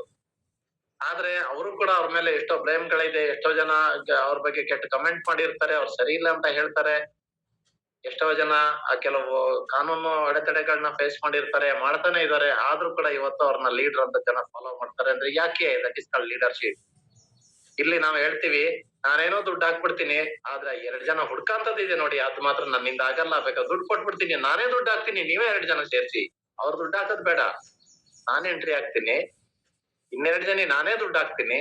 ಆ 2 ಜನ ವರ್ಕ್ ಮಾಡೋರು ಇದಾರಲ್ಲ, ಅವ್ರನ್ನ ನೀವೇ ಯಾರಾದ್ರೂ ನೀವು ಜಾಯಿನ್ ಮಾಡಿಸ್ಬಿಡಿ. ಅಂದ್ರೆ ಎಷ್ಟು ಬುದ್ಧಿವಂತರಿದ್ದಾರೆ ಅನ್ನೋದನ್ನ ನೋಡ್ಬೋದು ನಾವಿಲ್ಲಿ. ಕರೆಕ್ಟಾ? ನಿಮ್ಗಳಿಗೂ ಕೂಡ ಈ ಅನುಭವ ಆಗಿರ್ಬೋದು. ಹಾಗಿದ್ರೆ ನಾವ್ ಯಾಕೆ ಈ ಒಂದು ಸಿಸ್ಟಮ್ಗೆ ಬಂದಿದ್ದಿನ ರೀಸನ್ನೇ ನಮಗೆ ಅರ್ಥ ಆಗಿಲ್ಲ ಅಂತ ಹೇಳಿದಾಗ ಮಾತ್ರ ಇವೆಲ್ಲ ಕಾರಣಗಳು ಬರೋಂಥದ್ದಲ್ವಾ? ನಾವ್ ಯಾರು ನಮ್ಮ ಅಪ್ಲೈನ್ಗೆ ದುಡ್ಡು ಮಾಡ್ಕೊಳಕ್ಕೆ ಅಂತ ನಾವ್ ಬಂದಿದೀವ? ಅಂದ್ರೆ ನಮ್ಮನ್ನ ನಾವ್ ಅವ್ರಿಗೆ ಎಕ್ಸಾಂಪಲ್ ಆಗಿರ್ಬೇಕು. ಲೀಡರ್ಸ್ ಅಂದ್ರೆ ಏನು? ನಾವು ಅವ್ರಿಗೆ ಎಕ್ಸಾಂಪಲ್ ಆಗಿರ್ಬೇಕು. ಅವರಿಗೆ, ನಮ್ಮ ಟೀಮ್ ಅವ್ರಿಗೆ. ಅಂದ್ರೆ ನಾವೇ ಮುಂದೆ ಇರ್ಬೇಕು. ನಾವೇ ಮುಂದೆ ಒಂದು ಝೂಮ್ ಮೀಟಿಂಗ್ ಆಗಿರ್ಬೋದು, ಟ್ರೈನಿಂಗ್ ಆಗಿರ್ಬೋದು, ಮುಂದೆ ಇರ್ಬೇಕು. ಟೀಮ್ ನ ಕಟ್ಲಿಕ್ಕೆ ಜೊತೆ ಕೊಡ್ಬೇಕು. ರೆಗ್ಯುಲರ್ ಕಮ್ಯುನಿಕೇಶನ್ ನಲ್ಲಿ ಇಟ್ಕೋಬೇಕು. ಇದೆಲ್ಲ ಮಾಡ್ಬೇಕಂದ್ರೆ ನಮ್ಮ ಕಾಂದ್ರಧಾರಿಯ ಟೈಮಲ್ಲಿ ಬೇಜಾರು ಮಾಡ್ಕೊತಾ ಇರ್ತಾರೆ. ಇಷ್ಟೆಲ್ಲ ನಾವ್ ಹೇಳಿದ್ರು ಕೂಡ ನೀವು ಇದನ್ನ ಫಾಲೋ ಮಾಡ್ತಾ ಇಲ್ವಲ್ಲ? ಯಾಕೆ ನಮಗೆ ಹೇಳ್ಕೊಡೋರು ಯಾರು ಇಲ್ಲ. ಕಷ್ಟಪಟ್ಟು ಕಲ್ತಿದ್ವಿ, ದುಡ್ಡು ಕೊಟ್ಟು ಕಲ್ತಿದ್ವಿ, ದುಡ್ಡು ಕೊಟ್ಟು ಟ್ರೈನಿಂಗ್ ನ ಅಟೆಂಡ್ ಮಾಡಿ ಕಲ್ತ್ಕೊಂಡಿದ್ವಿ. ಈಗ ಇವ್ರು ಕೂಡ ಹೇಳ್ತಾ ಇರ್ತಾರೆ ನಮ್ಮ ಮಧು ಶಿವಣ್ಣ ಸರ್, ಏನಂತ, ನಾನು ಲಕ್ಷಾಂತರ ರೂಪಾಯಿನ ಖರ್ಚು ಮಾಡಿ ನಾನು ಕ್ರಿಪ್ಟೋ ಬಗ್ಗೆ ನಾನು ಟ್ರೈನಿಂಗ್ ತಗೊಂಡಿದ್ದೀನಿ. ಇಲ್ಲಿ ಫ್ರೀ ಆಗಿ ಕೊಡ್ತಾ ಇದ್ವಿ, ಯಾಕೆ ಕಲ್ತ್ಕೊಳ್ಳಲ್ಲ ಅನ್ನೋದು ಅವ್ರಿಗೆ ಎಲ್ಲೋ ಒಂದ್ ಕಡೆ ಬೇಜಾರ್ ಅನ್ನೋದಿರುತ್ತೆ. ಆದ್ರೂ ಕೂಡ ಕಲಿಸ್ಲಿಕ್ಕೆ ಮುಂದೆ ಬರ್ತಾರೆ. 24 ಗಂಟೆ ಅದಕ್ಕೋಸ್ಕರನೇ ಎಫರ್ಟ್ ಹಾಕ್ತಾ ಇರ್ತಾರೆ. ಅದನ್ನ ಎಷ್ಟು ಜನ ಯೂಸ್ ಮಾಡ್ಕೊಳ್ತಾ ಇದ್ವಿ. ಒಂದ್ಸರಿ ನಮ್ಮನ್ನ ನಾವು ಕ್ವಶನ್ ಮಾಡ್ಕೊಂಡಾಗ ಖಂಡಿತ ಇದಕ್ಕೆ ಆನ್ಸರ್ ಸಿಗುತ್ತೆ ಅಂತ ಹೇಳ್ತಾ, ಓಕೆ, ಇನ್ನ ಆಲ್ರೆಡಿ 40 ನಿಮಿಷ ಆಯ್ತು. ಹಾಗೇನೆ ಇವತ್ತಿನ ಸೆಷನ್ ಬಗ್ಗೆ, ಹಾಗೇನೆ ಇಲ್ಲಿ ತನಕ ಏನ್ ನಮ್ಮ ಜ್ಞಾನ ವಿನಿಮಯ ಕಾರ್ಯಕ್ರಮದಲ್ಲಿ ನಿಮಗೆ ಹೇಗ್ ಅನ್ನಿಸ್ತು ಅನ್ನೋದ್ರ ಬಗ್ಗೆ 2 ನಿಮಿಷದಲ್ಲಿ ಚಾಂಪಿಯನ್ ಅಂಡ್ ಎಬೋ ಇರೋಂತವ್ರು ಮೊದಲನೇದಾಗಿ ಅವರಿಗೆ ಅವಕಾಶ ಕೊಡೋಣ. 2 ನಿಮಿಷದಲ್ಲಿ ಇದ್ರ ಬಗ್ಗೆ ಶೇರ್ ಮಾಡ್ಕೊಳ್ಳಿ ಪ್ರತಿಯೊಬ್ರು ಕೂಡ ಅಂತ ಹೇಳ್ತಾ, ಹಾಗೇನೆ ನಮ್ಮ ಹೋಸ್ಟ್ ಆದಂತ ಮಧು ಶಿವಣ್ಣ ಸರ್ ಅವ್ರಿಗೂ ಕೂಡ ಅವ್ರನ್ನ ಇನ್ವೈಟ್ ಮಾಡಿ ಅಂತ ಹೇಳ್ತಾ, ಹಾಗೇನೆ ಇಷ್ಟೊತ್ತಿ ತನಕ ನನ್ನಲ್ಲಿ ಇರ್ತಕ್ಕಂತ ಫೀಲಿಂಗ್ ಏನು ಪ್ರಾಕ್ಟಿಕಲಿ ನಡೀತಾನೆ ಅಂತ ನಾನು ಏನೇನ್ ನೋಟ್ ಮಾಡ್ಕೊಂಡಿದ್ದೀನಿ ಅದನ್ನ ನಿಮ್ಮ ಹತ್ರ ಶೇರ್ ಮಾಡ್ಕೊಂಡಿದ್ದೀನಿ. ಖಂಡಿತ ಇದರಿಂದ ನಿಮ್ಗೆ ಉಪಯೋಗ ಆಗುತ್ತೆ ಅಂದ್ರೆ ನೀವು ಅಳವಡಿಸ್ಕೊಳ್ಳಿ ಅಂತ ಹೇಳ್ತಾ, ಎಲ್ರಿಗೂ ಧನ್ಯವಾದ ಹೇಳ್ತಾ, ಮತ್ತೆ ನಾನು ನಮ್ಮ ಒಂದು ನಿರೂಪಣೆ ಮಾಡಿದಂತ ಮಾಲಾ ಅವ್ರನ್ನ ನಾನು ವೆಲ್ಕಮ್ ಮಾಡ್ತಾ ಇದ್ದೀನಿ. Mala, welcome back and over to you. Madhu sir ಅವ್ರನ್ನ ಇನ್ವೈಟ್ ಮಾಡಿ. ಸರ್, ಇವತ್ತು ತುಂಬಾ ವಿಷಯಗಳನ್ನ ತುಂಬಾ ಸಿಂಪಲ್ ಆಗಿ, ಅದ್ಭುತವಾಗಿ ಪ್ರತಿ ಮಾತಲ್ಲೂ ಒಂದು ಅರ್ಥಗರ್ಭಿತವಾದ ಮಾತುಗಳಿತ್ತು ಸರ್. ಸೂಪರ್. ಯಾಕಂದ್ರೆ ಒಬ್ಬ ವ್ಯಕ್ತಿ ಇವಾಗ ಯಾವ ತರ ಇದ್ದಾನೆ, ಬಟ್ ಯಾವ ತರ ಇರ್ಬೇಕು ಅನ್ನೋದನ್ನ ತುಂಬಾ ಸಿಂಪಲ್ ಆಗಿ ನಿಮ್ಮ ಒಂದು ಮನದಾಳದ ಮಾತುಗಳನ್ನ ನಮ್ಮೊಟ್ಟಿಗೆ ಶೇರ್ ಮಾಡಿದೀರಾ. ಸೊ ಧನ್ಯವಾದಗಳು ನಿಮ್ಗೆ. ಸ್ನೇಹಿತರೆ, ಇವತ್ತಂತೂ ಇವ್ರಿಗೊಂದು ಹ್ಯಾಂಡ್ ರೈಸ್ ಮಾಡೋದ್ರ ಮೂಲಕ ಇವ್ರಿಗೆ ನಾವು ಗ್ರೇಟ್ಫುಲ್ ಧನ್ಯವಾದಗಳನ್ನ ಹೇಳ್ಬೇಕು ಅಂತ ಇಷ್ಟಪಡ್ತೀನಿ. ಸೊ ಪ್ಲೀಸ್ ಇವ್ರಿಗೊಂದು ಹ್ಯಾಂಡ್ ರೈಸ್ ಮಾಡಿ ಸ್ನೇಹಿತರೆ. Yes, super super. Thank you. Hand raise ಮಾಡ್ತಾರೆ. ಹಾಗೆ ನಾನು ಇನ್ನೊಬ್ರು ಗ್ರೇಟ್ ಲೀಡರ್ ಆದಂತಹ ಪ್ರೆಸೆಂಟರ್ ಹಾಗೂ ಇಂಟರ್ನ್ಯಾಷನಲ್ ಟ್ರೈನರ್ ನ ಇನ್ವೈಟ್ ಮಾಡೋದಕ್ಕೆ ಇಷ್ಟಪಡ್ತೀನಿ. ಅವರು ನಮ್ಮ Madhushivanna sir. So please welcome to you sir. Over to you. Thank you madam, thank you so much. ಶುಭೋದಯ ಎಲ್ರಿಗೂ. Good morning, good afternoon, good evening ಅಂತ ಯಾವಾಗ್ಲೂ ನಾವ್ ಹೇಳ್ತೀವಿ, ಆದ್ರೆ ಇವತ್ತು ಶುಭೋದಯ, ಗುಡ್ ಮಾರ್ನಿಂಗ್. ಅದ್ಭುತವಾದಂತ ಒಂದು ವಿಷಯಗಳನ್ನ ನಮ್ಮ ಹೇಮಂತ್ ಸರ್ ನಮ್ಮೆಲ್ಲರಿಗೂ ತಿಳಿಸ್ಕೊಟ್ರು. ಯಾಕಂತಂದ್ರೆ ಇವತ್ತಿನ ಟಾಪಿಕ್ ಮಿಕ್ಸ್ಚರ್ ಆಗಿತ್ತು. ಸೊ ಎಲ್ಲಾ ಇನ್ಫಾರ್ಮೇಶನ್ ಅನ್ನು ಕೂಡ ಯಾವ ರೀತಿ ಯಾವ ಟೈಮ್ ಅಲ್ಲಿ ನಾವು ಯಾರ್ಯಾರು ಏನೇನ್ ಮಾಡ್ಬೇಕು ಅನ್ನೋದು ತುಂಬಾನೇ ಅದ್ಭುತವಾದಂತ ಒಂದು ಇನ್ಫಾರ್ಮೇಶನ್ ಅನ್ನ ನಮ್ಗೆ ತಿಳಿಸ್ಕೊಟ್ಟಿದ್ದಾರೆ. ನಮ್ಗೆ ತುಂಬಾ ಧನ್ಯವಾದಗಳು ಸರ್. ಇವತ್ತಿನ ಮುಂಜಾನೆ ಒಂದು ಜ್ಞಾನ ವಿನಿಮಯ ಸೆಷನ್. ಹಾಗೆ ಎಲ್ರು ಇವತ್ತು ಹನುಮ ಜಯಂತಿ ಅಂತ ಹೇಳಿದ್ರು ಹೇಮಂತ್ ಸರ್. ಆಕ್ಚುಲಿ ನಮಗೂ ಗೊತ್ತಿರ್ಲಿಲ್ಲ. ಸೊ ಮತ್ತೊಮ್ಮೆ ಮಗದೊಮ್ಮೆ ಎಲ್ರಿಗೂ ಹನುಮ ಜಯಂತಿಯ ಒಂದು ಹಾರ್ದಿಕ ಶುಭಾಶಯಗಳನ್ನ ಹೇಳ್ತಾ, ಒಂದು ಯಾರಿಗೆಲ್ಲ ಹನುಮಾನ್ ಚಾಲೀಸ ಬರುತ್ತೆ ದಯವಿಟ್ಟು ಇವತ್ತು ಒಂದಿನ ಅದನ್ನ ಪಠನೆ ಮಾಡಿ, ಇಲ್ಲ ಅಂತಂದ್ರೆ ಹಾಡನ್ನಾದ್ರೂ ಕೇಳಿ ಅಂತ ಹೇಳ್ತಾ, ಇನ್ನು ನನ್ಗೆ 15 ನಿಮಿಷ ಕಾಲಾವಕಾಶ ಇದೆ. 15 ನಿಮಿಷದಲ್ಲಿ ನಾನು ಕೆಲವು ಇಂಪಾರ್ಟೆಂಟ್ ಕ್ವಶನ್ ಅನ್ನ ತಮ್ಮೆಲ್ರಿಗೂ ಕೇಳ್ಬೇಕು. ಮತ್ತೆ ಹ್ಯಾಂಡ್ ರೈಸ್ ಮಾಡಿರೋರ್ನ ನಾನು ಲೋ ಮಾಡ್ತೀನಿ. Okay, so very very important question. ಈ ಬಿಸ್ನೆಸ್ ಅಲ್ಲಿ ತುಂಬಾ ಮುಖ್ಯವಾಗಿ ನಾವು ಏನಕ್ಕೆ ಮುಂದೆ ಹೋಗ್ಬೇಕು ಅಂಡ್ ಹೋಗಕ್ಕೆ ಏನು ಬೇಕಾಗತ್ತೆ ನಮ್ಗೆ, ದ ಮೇನ್ ಹೇಳ್ತೀವಲ್ಲ ಆಸ್ಪೆಕ್ಟ್ ಇಂಪಾರ್ಟೆಂಟ್. ಸೊ ಅದನ್ನ ನಾವು ಪ್ರಾಜೆಕ್ಟ್ ಅಲ್ಲಿ ಕರಿತಾ ಇರ್ತೀವಿ. ಸೊ ಅದಕ್ಕೆ ಸಾಕಷ್ಟು ನಾವು ಹೆಸರನ್ನ ಕರಿತೀವಿ, ಲೀಡರ್ಶಿಪ್ ಅಂತ ಕರಿತೀವಿ. ಸೊ ಲೀಡರ್ ಅಂದ್ರೆ ಯಾರು ಅಂತ ಆಲ್ರೆಡಿ ನಮ್ಮ ಹೇಮಂತ್ ಸರ್ ಎಕ್ಸ್ಪ್ಲೇನ್ ಮಾಡಿದ್ದಾರೆ. ಆದ್ರೂ ಕೂಡ ನಿಮ್ಗೆ ಒಂದು ಲೀಡರ್ಶಿಪ್ ಬಗ್ಗೆ ಜಸ್ಟ್ ಒಂದು ಸ್ಮಾಲ್ ಟಾಪಿಕ್, ಜಾಸ್ತಿ ಹೊತ್ತು ತಗೊಳ್ಳಲ್ಲ, ಕೇವಲ 1 ನಿಮಿಷ ತಗೊಂಡು ನೆಕ್ಸ್ಟ್ ಸ್ಲೈಡ್ ಗೆ ನಾನು ಹೋಗ್ತೀನಿ. ಸೊ ವಾಟ್ ಇಸ್ ಲೀಡರ್ಶಿಪ್ ಅನ್ನೋದನ್ನ ನಾವು ಈ ಒಂದು ಸ್ಲೈಡ್ ಅಲ್ಲಿ ನೋಡ್ತಾ ಇದೀವಿ. ಅದಕ್ಕೆ ಆದಂತ ಒಂದು ಅಬ್ರಿವೇಶನ್ ಅನ್ನು ಕೂಡ ಕೊಟ್ಟಿದ್ದೀವಿ. ಸೊ ಯಾರು ಲೀಡರ್ ಆಗ್ತಾರೆ, ಸೊ ಆ ಲೀಡರ್ ಆಗಿ ಲೀಡರ್ಶಿಪ್ ನ ತಗೊಳ್ತಕ್ಕಂತ ವ್ಯಕ್ತಿ. ಸೊ ಅಂತ ಅಂದ್ರೆ ಲಿಸ್ನಿಂಗ್ ಅಂತ ಅಂತೀವಿ, ಅಥವಾ ಕೇಳಿಸ್ಕೊಳ್ತಕ್ಕಂಥದ್ದು. ಎರಡನೇದು ಇ ಅಂದ್ರೆ ಎಂಪತಿ. ಎಂಪತಿ ಅಂತ ಬಂದ್ರೆ ತುಂಬಾ ಮುಖ್ಯವಾಗಿ ಎಂಪತಿ ಅನ್ನೋದು ನಾವು ಆ ಕಡೆ ಇರ್ತಕ್ಕಂಥ ವ್ಯಕ್ತಿ ಅವರ ಶೂ ಅಲ್ಲಿ ನಾವು ಇದ್ದು ಕೂಡ ನಾವು ಯೋಚನೆ ಮಾಡ್ಬೇಕಾಗತ್ತೆ. ಅಂದ್ರೆ ನಾ ಯಾರ ಬಗ್ಗೆ ಏನಾದ್ರು ಹೇಳ್ತೀನಿ ಅಂತಂದ್ರೆ ಅವ್ರು ಏನ್ ಕಷ್ಟದಲ್ಲಿದ್ದಾರೆ ಅಂತ ನನಗೆ ಗೊತ್ತಿರಲ್ಲ, ಬಟ್ ಅವ್ರು ಹೇಳೋದನ್ನ ಕೇಳಿಸ್ಕೊಂಡ್ಮೇಲೆ ನಾನು ಅವರ ಒಂದು ನಾನೇ ಅವರಾಗಿ ಯೋಚನೆ ಮಾಡ್ತೀನಿ ನೋಡಿ, ಅದನ್ನ ನಾವು ಎಂಪತಿ ಅಂತ ಕರಿತೀವಿ. ಎಷ್ಟೋ ಜನ ಹೇಳ್ತಾರೆ ಸರ್ ತುಂಬಾ ಕಷ್ಟ ಇದೆ ಅಂತ. ಕಷ್ಟನ ಹೌದು, ಎಸ್, ಹೌದಾ, ಓಕೆ ಅಂತ ನಾವು ಯೋಚನೆ ಮಾಡ್ತೀವಲ್ಲ, that is called as empathy. ಮೂರನೇದು ಅಡಾಪ್ಟಬಿಲಿಟಿ. ಖಂಡಿತವಾಗ್ಲೂ ನಾವು ಅದನ್ನ ಅಡಾಪ್ಟ್ ಮಾಡ್ಬೇಕು ಜೀವನದಲ್ಲಿ. ಏನೇ ಕಲ್ತಿದ್ರು ಕೂಡ ಅದನ್ನ ಅಡಾಪ್ಟ್ ಮಾಡಿಲ್ಲ ಅಂತಂದ್ರೆ ವೇಸ್ಟ್ ಆಗುತ್ತೆ. ಆಮೇಲೆ ಡೆಡಿಕೇಶನ್. ಸೊ ಡೆಡಿಕೇಶನ್ ಇರ್ಲೇಬೇಕು ಸ್ನೇಹಿತರೆ. ಈ ಒಂದು ಪ್ರಾಜೆಕ್ಟ್ ಅಲ್ಲಿ ನಾವು ಡೆಡಿಕೇಟೆಡ್ ಆಗಿಲ್ಲ ಅಂತಂದ್ರೆ ಖಂಡಿತವಾಗ್ಲೂ ನಾವು ಮುಂದೆ ಹೋಗಕ್ ಆಗಲ್ಲ. ಇದು ಅಂತಲ್ಲ, ಯಾವುದೇ ಒಂದು ಪ್ರಾಜೆಕ್ಟ್ ಅಲ್ಲಿ ನಾವು ಕೈಗೆ ತಗೊಂಡಾಗ ಅದನ್ನ ಡೆಡಿಕೇಶನ್ ಆಗಿ ಮಾಡ್ಲೇಬೇಕಾಗುತ್ತೆ. ಐದನೇದು ತುಂಬಾ ಮುಖ್ಯವಾದದ್ದು ಎಥಿಕ್ಸ್. ಎಥಿಕ್ಸ್ ಅನ್ನೋದು ತುಂಬಾ ಅಂದ್ರೆ ತುಂಬಾ ಇಂಪಾರ್ಟೆಂಟ್. ಸಾಕಷ್ಟು ಜನ ನಾನು ನೋಡಿದೀನಿ, ಹೇಳಕ್ಕೆ ಸಂಕೋಚ ಆಗುತ್ತೆ, ಆದ್ರೂ ಹೇಳ್ತೀನಿ. ನಾವೆಲ್ಲರೂ ಒಂದೇ ಕುಟುಂಬ, RNBNB ಫ್ಯಾಮಿಲಿ. ಎಷ್ಟೋ ಜನ ಏನ್ ಮಾಡ್ತಾರೆ, ಈ ಲೀಡರ್ ಹತ್ರ ಆಲ್ರೆಡಿ ರಿಜಿಸ್ಟ್ರೇಷನ್ ಮಾಡ್ಕೊಂಡಿರ್ತಾರೆ, ಮತ್ತೆ ಇಲ್ಲಿ ಬಿಟ್ಬಿಟ್ಟು ಇನ್ನೊಬ್ರು ಯಾರೋ ಲೀಡರ್ ಹತ್ರ ಹೋಗ್ತಾರೆ. ಅಂದ್ರೆ ಏನಕ್ಕೆ ಹೋಗ್ತಾರೆ ಅಂತ ಅಂದ್ರೆ ಅಲ್ಲಿ ಬೇರೆ ಬೇರೆ ಉತ್ತರಗಳಿರುತ್ತೆ, ರೀಸನ್ಸ್ ಇರುತ್ತೆ. ಇಲ್ಲಿ ನಾನು ರಿಜಿಸ್ಟರ್ ಆದಂತ ಲೀಡರ್ ಯಾರಿದ್ದಾರೆ ಅವ್ರು ನನ್ನ ಫೋನ್ ಪಿಕ್ ಮಾಡ್ತಾ ಇಲ್ಲ ಸರ್. ನಾನು ಅವ್ರಿಗೆ ಸುಮಾರು ಸರಿ ಕಾಲ್ ಮಾಡಿದೆ, ನಂಗೆ ತುಂಬಾ ಹಸಿವಿದೆ ಈ ಪ್ರಾಜೆಕ್ಟ್ ಅಲ್ಲಿ ಮುಂದುವರಿಬೇಕು ಅಂತ. ಆದ್ರೆ ಅವ್ರು ನನ್ ಫೋನ್ ಪಿಕ್ ಮಾಡ್ತಲ್ಲ. ನಾನ್ ಮುಂದುವರಿಬೇಕು ಅಂತಂದ್ರೆ ನಂಗೆ ಬಿಸ್ನೆಸ್ ಹೇಳ್ಕೊಡೋರು ಯಾರು ಇಲ್ಲ, ನಂಗೆ ಪ್ರೆಸೆಂಟೇಶನ್ ಕೊಡೋರು ಇಲ್ಲ, ನನ್ಗೆ ಏನ್ ಮಾಡ್ಬೇಕು ನೆಕ್ಸ್ಟ್, ನನ್ಗೆ PPT ಕೊಟ್ಟಿಲ್ಲ, PDF ಕೊಟ್ಟಿಲ್ಲ. ಓಕೆ, ನಾನು ಯಾವ ರೀತಿ ಅಪ್ರೋಚ್ ಮಾಡ್ಬೇಕು ಬಿಸ್ನೆಸ್ ಅಂತ ಗೊತ್ತಿಲ್ಲ. ಬಟ್ ನಾನು ಇದೆಲ್ಲ ಮಾಡಕ್ ರೆಡಿ ಇದ್ದೀನಿ. ಆದ್ರೆ ಅವ್ರು ನನ್ ಫೋನ್ ತೆಗಿತಲ್ಲ, ಜಸ್ಟ್ ನನ್ನ ಕರ್ಕೊಂಡ್ ಬಂದ್ರು, ನನ್ನ ನಡು ನೀರಲ್ಲಿ ಕೈ ಬಿಟ್ಬಿಟ್ಟು ಮುಂದೆ ಹೊಟ್ಟೋದ್ರು. ಅಂತ ವ್ಯಕ್ತಿಗಳು ಏನ್ ಮಾಡ್ತಾರೆ, ಎಥಿಕಲಿ ಅವ್ರು ತುಂಬಾ ಟ್ರೈ ಮಾಡ್ತಾರೆ, ಬಟ್ ಅವ್ರು ಯಾರು ಅವ್ರನ್ನ ನೋಡ್ಕೊಳ್ತಾ ಇದ್ದಾಗ ಏನ್ ಮಾಡ್ತಾರೆ, ಅವರು ಬೇರೆ ಟೀಮ್ ಅಲ್ಲಿ ಹೋಗ್ಬಿಟ್ಟು ಅವರು ಅದೇ ಒಂದು ಕ್ವಶನ್ ಅನ್ನ ಅವ್ರು ಕೇಳ್ತಾರೆ. ಸರ್ ಈ ತರ ನಾನು ಒಂದು ಕಡೆ ನಾನು ರಿಜಿಸ್ಟ್ರೇಷನ್ ಮಾಡಿ ಲಾಗಿನ್ ಮಾಡಿದೆ, ಬಟ್ ನನ್ಗೆ ಯಾವ್ದೇ ರೀತಿ ಸಪೋರ್ಟ್ ಸಿಕ್ಕಿಲ್ಲ. ಆಲ್ರೆಡಿ ನಾನು ಚಾಂಪಿಯನ್ ರ್ಯಾಂಕ್ ಅಲ್ಲಿ ನನ್ ಕೆಳಗಡೆ 17-20 ಜನ ಚಾಂಪಿಯನ್ ಗಳಿದ್ದಾರೆ. ಸೊ ಈ ತರ ಮಾಡಿದ್ರೆ ನಾನು ಏನ್ ಮಾಡ್ಲಿ, ನನ್ ಮುಂದುವರಿಯಕ್ ಇಷ್ಟ ಇದೆ. ಸೊ ನಾನ್ ನಿಮ್ ಟೀಮ್ ಅಲ್ಲಿ ಒಂದ್ ಸೇರ್ಪಡೆ ಆಗ್ಬೋದಾ ಅಂತ. ಈ ರೀತಿ ಏನಾಗ್ತಾ ಇದೆ, ಸುಮಾರು ಜನ ನಾನ್ ನೋಡಿದೀನಿ. ಈ ಒಂದು ಸ್ಪ್ಲಿಟ್ ಆಗಕ್ಕೆ ಕಾರಣ ಏನು ಅಂತಂದ್ರೆ, ಕರ್ಕೊಂಬಂದಂತ ವ್ಯಕ್ತಿನ ರೈಟ್ ವೇ ಅಲ್ಲಿ ಫಾಲೋ ಅಪ್ ಮಾಡಿಲ್ಲ ಅಂತ ಅಂದ್ರೆ ಇದೆಲ್ಲ ಆಗತ್ತೆ. ಸೊ ಫಾಲೋ ಅಪ್ ಅನ್ನೋ ಒಂದು ಪದಕ್ಕೆ ವಾಪಸ್ ಬರ್ತೀನಿ ಮತ್ತೆ. ಆಮೇಲೆ ರೆಸ್ಪೆಕ್ಟ್. ಸೊ ಖಂಡಿತವಾಗ್ಲೂ ನಾವ್ ಯಾರನ್ನೇ ಕರ್ಕೊಂಡ್ ಬರ್ತೀವೋ ಕರ್ಕೊಂಡ್ ಬರಲ್ವೋ ಅವ್ರ್ ಗೊತ್ತಿದಾರೋ ಗೊತ್ತಿಲ್ವೋ ಅವ್ರ ಜೊತೆ ನಾವ್ ಕಾನ್ವರ್ಸೇಷನ್ ಮಾಡಿದಾಗ ಖಂಡಿತವಾಗ್ಲೂ ನಾವ್ ಅವ್ರಿಗೆ ರೆಸ್ಪೆಕ್ಟ್ ಕೊಡ್ಲೇಬೇಕು. ಅವ್ರು ಎಂತ ವ್ಯಕ್ತಿ ಆದ್ರೂ ಆಗಿರ್ಬೋದು, ಅವ್ರು ಸಣ್ಣವರಾಗಿರ್ಬೋದು, ದೊಡ್ಡವರಾಗಿರ್ಬೋದು, ವಯಸ್ಸಲ್ಲಿ ಚಿಕ್ಕವರಾಗಿರ್ಬೋದು, ದೊಡ್ಡವರು. ಸೊ ಎಲ್ರಿಗೂ ಕೂಡ ರೆಸ್ಪೆಕ್ಟ್ ಅನ್ನೋದು ತುಂಬಾ ಮುಖ್ಯ ಸ್ನೇಹಿತರೆ. ಜೀವನದಲ್ಲಿ ರೆಸ್ಪೆಕ್ಟ್ ಗಳಿಸೋದಿದೆಯಲ್ಲ ಅದಷ್ಟು ಈಸಿ ಅಲ್ಲ. ರೆಸ್ಪೆಕ್ಟ್ ತಗೊಳ್ಬೇಕು ಒಬ್ರ ಹತ್ರ ಅಂತಂದ್ರೆ ಅಂದ್ರೆ ತುಂಬಾ ಮುಖ್ಯ. ಸೊ ನಾವ್ ರೆಸ್ಪೆಕ್ಟ್ ಕೊಟ್ರೆ, ಅವಾಗ್ಲೇ ಹೇಳಿದ್ರು ನಮ್ಮ ಅಹಮದ್ ಸರ್, ಜೀವನ ಅನ್ನೋದು ಮತ್ತೆ ನಮ್ಮ ಮಾಲಾ ಮೇಡಮ್ ಹೇಳ್ತಾರೆ ಸ್ಟಾರ್ಟಿಂಗ್ ಅಲ್ಲಿ ಸೊ ಒಂದು ಪದನ, ಜೀವನ ಒಂದು ಮಿರರ್ ಇದ್ದಂಗೆ ಅಂತ. ಖಂಡಿತವಾಗ್ಲು what goes around comes around ಅಂತ ನಾವು ನೋಡಿದೀವಲ್ಲ. ಅಂದ್ರೆ ಏನು ಹೋಗುತ್ತೋ, ನಾವು ಏನು ಜೀವನದಲ್ಲಿ ಮಾಡ್ತೀವೋ ಅದೇ ನಮ್ಗೆ ರಿಟರ್ನ್ ವಾಪಸ್ ಬರುತ್ತೆ. ನಮಗ್ ಬರ್ಬೋದು, ಅಥವಾ ನಮ್ಮ ಮಕ್ಳಿಗ್ ಬರ್ಬೋದು, ಅಥವಾ ನಮ್ಮ ಲವ್ಡ್ ಒನ್ಸ್ ಬರ್ಬೋದು, ನಮ್ಮ ಫ್ಯಾಮಿಲಿಗ್ ಬರ್ಬೋದು, ಯಾರಿಗ್ ಬೇಕಾದ್ರೂ ಬರ್ಬೋದು. ಸೊ ರೆಸ್ಪೆಕ್ಟ್ ಅನ್ನೋದು ತುಂಬಾ ಮುಖ್ಯ. ದಯವಿಟ್ಟು ರೆಸ್ಪೆಕ್ಟ್ ಅನ್ನೋದನ್ನ ನಾವು ಫಸ್ಟ್ ಎಷ್ಟು ನಾವು ಡೌನ್ ಟು ಅರ್ತ್ ಇರ್ತೀವೋ ಅಷ್ಟು ತುಂಬಾ ಒಳ್ಳೇದು ಜೀವನದಲ್ಲಿ. ಆಮೇಲೆ ಸಪೋರ್ಟ್ ಅನ್ನೋದು ಅಂದ್ರೆ ತುಂಬಾ ಮುಖ್ಯ. ನೋಡಿ, ನಾವು ಈ ಒಂದು ಸಪೋರ್ಟ್ ಸೆಂಟರ್ ನಿಜವಾಗ್ಲೂ ನೀವು ನಂಬಲ್ಲ, ನಿನ್ನೆ ರಾತ್ರಿ ನಾವು ಹೊರಗಡೆ ಫಿಸಿಕಲ್ ಮೀಟಿಂಗ್ ಮಾಡ್ಕೊಂಡು ಆಚೆ ರಾತ್ರಿ ಮಳೆ ಬಂದಾಗ್ಲೂ ಕೂಡ 11 ಗಂಟೆ ಆಯ್ತು ಮನೆಗೆ ಬರೋಷ್ಟೊತ್ತಿಗೆ. ಆ ಸಪೋರ್ಟ್ ಸಿಸ್ಟಮ್ ಅಂತೀವಲ್ಲ, ನಾವು ಏನಾದ್ರೂ ಒಂದು ನಮ್ ಟೀಮ್ ಅಲ್ಲಿ ಗೋವಾ ಅಚೀವ್ ಮಾಡಿಸ್ಬೇಕು ಅಂತ ನಾನು ತುಂಬಾ ಪ್ರಯತ್ನ ಮಾಡ್ತಾ ಇದೀವಿ ನಾವು 3 ಜನ. ಅದಕ್ಕೋಸ್ಕರ ರಾತ್ರಿ 11, 12, 1 ಗಂಟೆ ಆದ್ರೂ ಪರವಾಗಿಲ್ಲ ಅವ್ರನ್ನ ಹೋಗಿ ಮೀಟ್ ಮಾಡಿ ಅವ್ರು ಗೋವಾ ಮಾಡ್ತಾರೆ ಅಂತ ನಾವು ನಿನ್ನೆ ಹಂಗೂ ಕ್ಲೋಸಿಂಗ್ ಮಾಡಿದೀವಿ. ಭಾನುವಾರ ಅವರು ಟೈಟನ್ ಆಗ್ತಾ ಇದಾರೆ, ಐಕಾನ್ ಆಗ್ತಾ ಇದಾರೆ. ಆತರ ಸಪೋರ್ಟ್ ಸಿಸ್ಟಮ್ ತುಂಬಾ ಇಂಪಾರ್ಟೆಂಟ್ ಆಗುತ್ತೆ. ನೋಡಿ, ಇವತ್ತು ನಾವು 3 ಜನ ಏನಾದ್ರೂ ಅಕಸ್ಮಾತ್ ಆಗಿ ಈ ಒಂದು ಪ್ರೆಸೆಂಟೇಶನ್ ತಗೊಳ್ಳೋದಾಗಿರ್ಬೋದು, ಅಥವಾ ಈ ಒಂದು ಜ್ಞಾನ ವಿನಿಮಯ ಸೆಷನ್ ಆಗಿರ್ಬೋದು, ಇದನ್ನ ನಾವು ಕಂಟಿನ್ಯೂಟಿ ಮಾಡಿಲ್ಲ ಅಂತಂದ್ರೆ ನಿಮ್ಗೆಲ್ಲರಿಗೂ ಎಷ್ಟು ಕಷ್ಟ ಆಗ್ಬೋದು ಯೋಚನೆ ಮಾಡಿ. ಡೈಲಿ ನಡೀತಾ ಇರ್ತಂತ ಝೂಮ್ ಲಿಂಕ್ ನಿಂತೋಗ್ಬಿಡ್ತು ಸಡನ್ ಆಗಿ 3 days ಮಾಡಿಲ್ಲ, ಇವ್ರು ಯಾರು ಮಾಡ್ತಾ ಇಲ್ಲ. ಆಮೇಲೆ ನಮ್ಮಲ್ಲೇ ಏನಾಗುತ್ತೆ, ಅಯ್ಯೋ ಇಷ್ಟೇ ಬಿಡಪ್ಪ ಅನ್ನೋದೊಂದು ಬಂದ್ಬಿಡತ್ತೆ ಅಲ್ವಾ. ಈ ಸಪೋರ್ಟ್ ಸಿಸ್ಟಮ್ ಜನವರಿ 17th ಇಂದ ಪ್ರಾಜೆಕ್ಟ್ ಶುರುವಾದಾಗಿಂದ ಕೂಡ ನಾವು ಯಾರಿಗೂ ಕೂಡ ನೀವು ಪ್ರಾಜೆಕ್ಟ್ ಮಾಡ್ತಿರೋ ಮಾಡಲ್ವಾ ಅಂತ ಕೂಡ ನಾವು ಯೋಚನೆ ಮಾಡದೆ, ನಾವು ಯಾರೇ ಬರ್ಲಿ ನಮ್ ಜೊತೆ ಒಂದು ವಿಷನ್ ಇಟ್ಕೊಂಡ್ ಮಾಡ್ತಾ ಇದೀವಿ. ನಿಮ್ಮೆಲ್ರಿಗೂ ಸಪೋರ್ಟ್ ಸಿಸ್ಟಮ್ ಅಂತ ಏನಿದೆ, ನೀವ್ ಯಾರು ನಮ್ಗೆ ದುಡ್ಡು ಕೊಡ್ತಾ ಇಲ್ಲ, ಅಥವಾ ನಾವ್ ಯಾರು ನಿಮ್ ಹತ್ರ ದುಡ್ಡು ತಗೊಳ್ತಾ ಇಲ್ಲ. ಬಟ್ ನಾವ್ ಈ ಒಂದು ಸಪೋರ್ಟ್ ಸಿಸ್ಟಮ್ ಅನ್ನ ಫ್ರೀ ಆಗಿ ಎಜುಕೇಶನ್ MKX ಬಿಲಿಯನರ್ಸ್ ಮುಖಾಂತರ ಎಜುಕೇಶನ್ ಕೊಡ್ತಾ ಇದೀವಿ.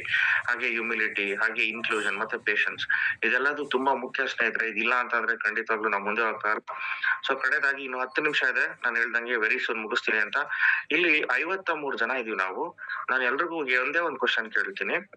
ಇಲ್ಲಿ ಯಾರು ಡೈರೆಕ್ಟ್ ರೆಫರಲ್ ಅಂದ್ರೆ ಇಬ್ರು ವ್ಯಕ್ತಿಗಿಂತ ಜಾಸ್ತಿ ಜನನ ಯಾರು ಡೈರೆಕ್ಟ್ ಆಗಿ ಇಂಟ್ರೊಡ್ಯೂಸ್ ಮಾಡಿದ್ರೆ ಈ ಒಂದು ಪ್ರಾಜೆಕ್ಟ್ ಗೆ ಹ್ಯಾಂಡ್ ರೈಸ್ ಮಾಡ್ಬೋದಾ? ಇಬ್ರಿಗಿಂತ ಜಾಸ್ತಿ. Okay, more than 2.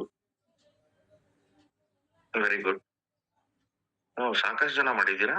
Okay, very nice, super, very super. ನೀವೆಲ್ಲ ನಿಜವಾಗ್ಲೂ ಗ್ರೇಟ್. ಯಾಕಂದ್ರೆ ಈ ಪ್ರಾಜೆಕ್ಟ್ ಗೆ ಬೇಕಾಗಿರ್ತಕ್ಕಂಥದ್ದು 2, ಬಟ್ ನೀವೆಲ್ಲ 1 ಸ್ಟೆಪ್ ಮುಂದೆ ಹೋಗಿದ್ದೀರಾ. ಅಂದ್ರೆ ಇನ್ನೂ ಅತಿ ಹೆಚ್ಚು ಜನಕ್ಕೆ ನೀವು ಅವಕಾಶ ಕೊಟ್ಟಿದ್ದೀರಾ.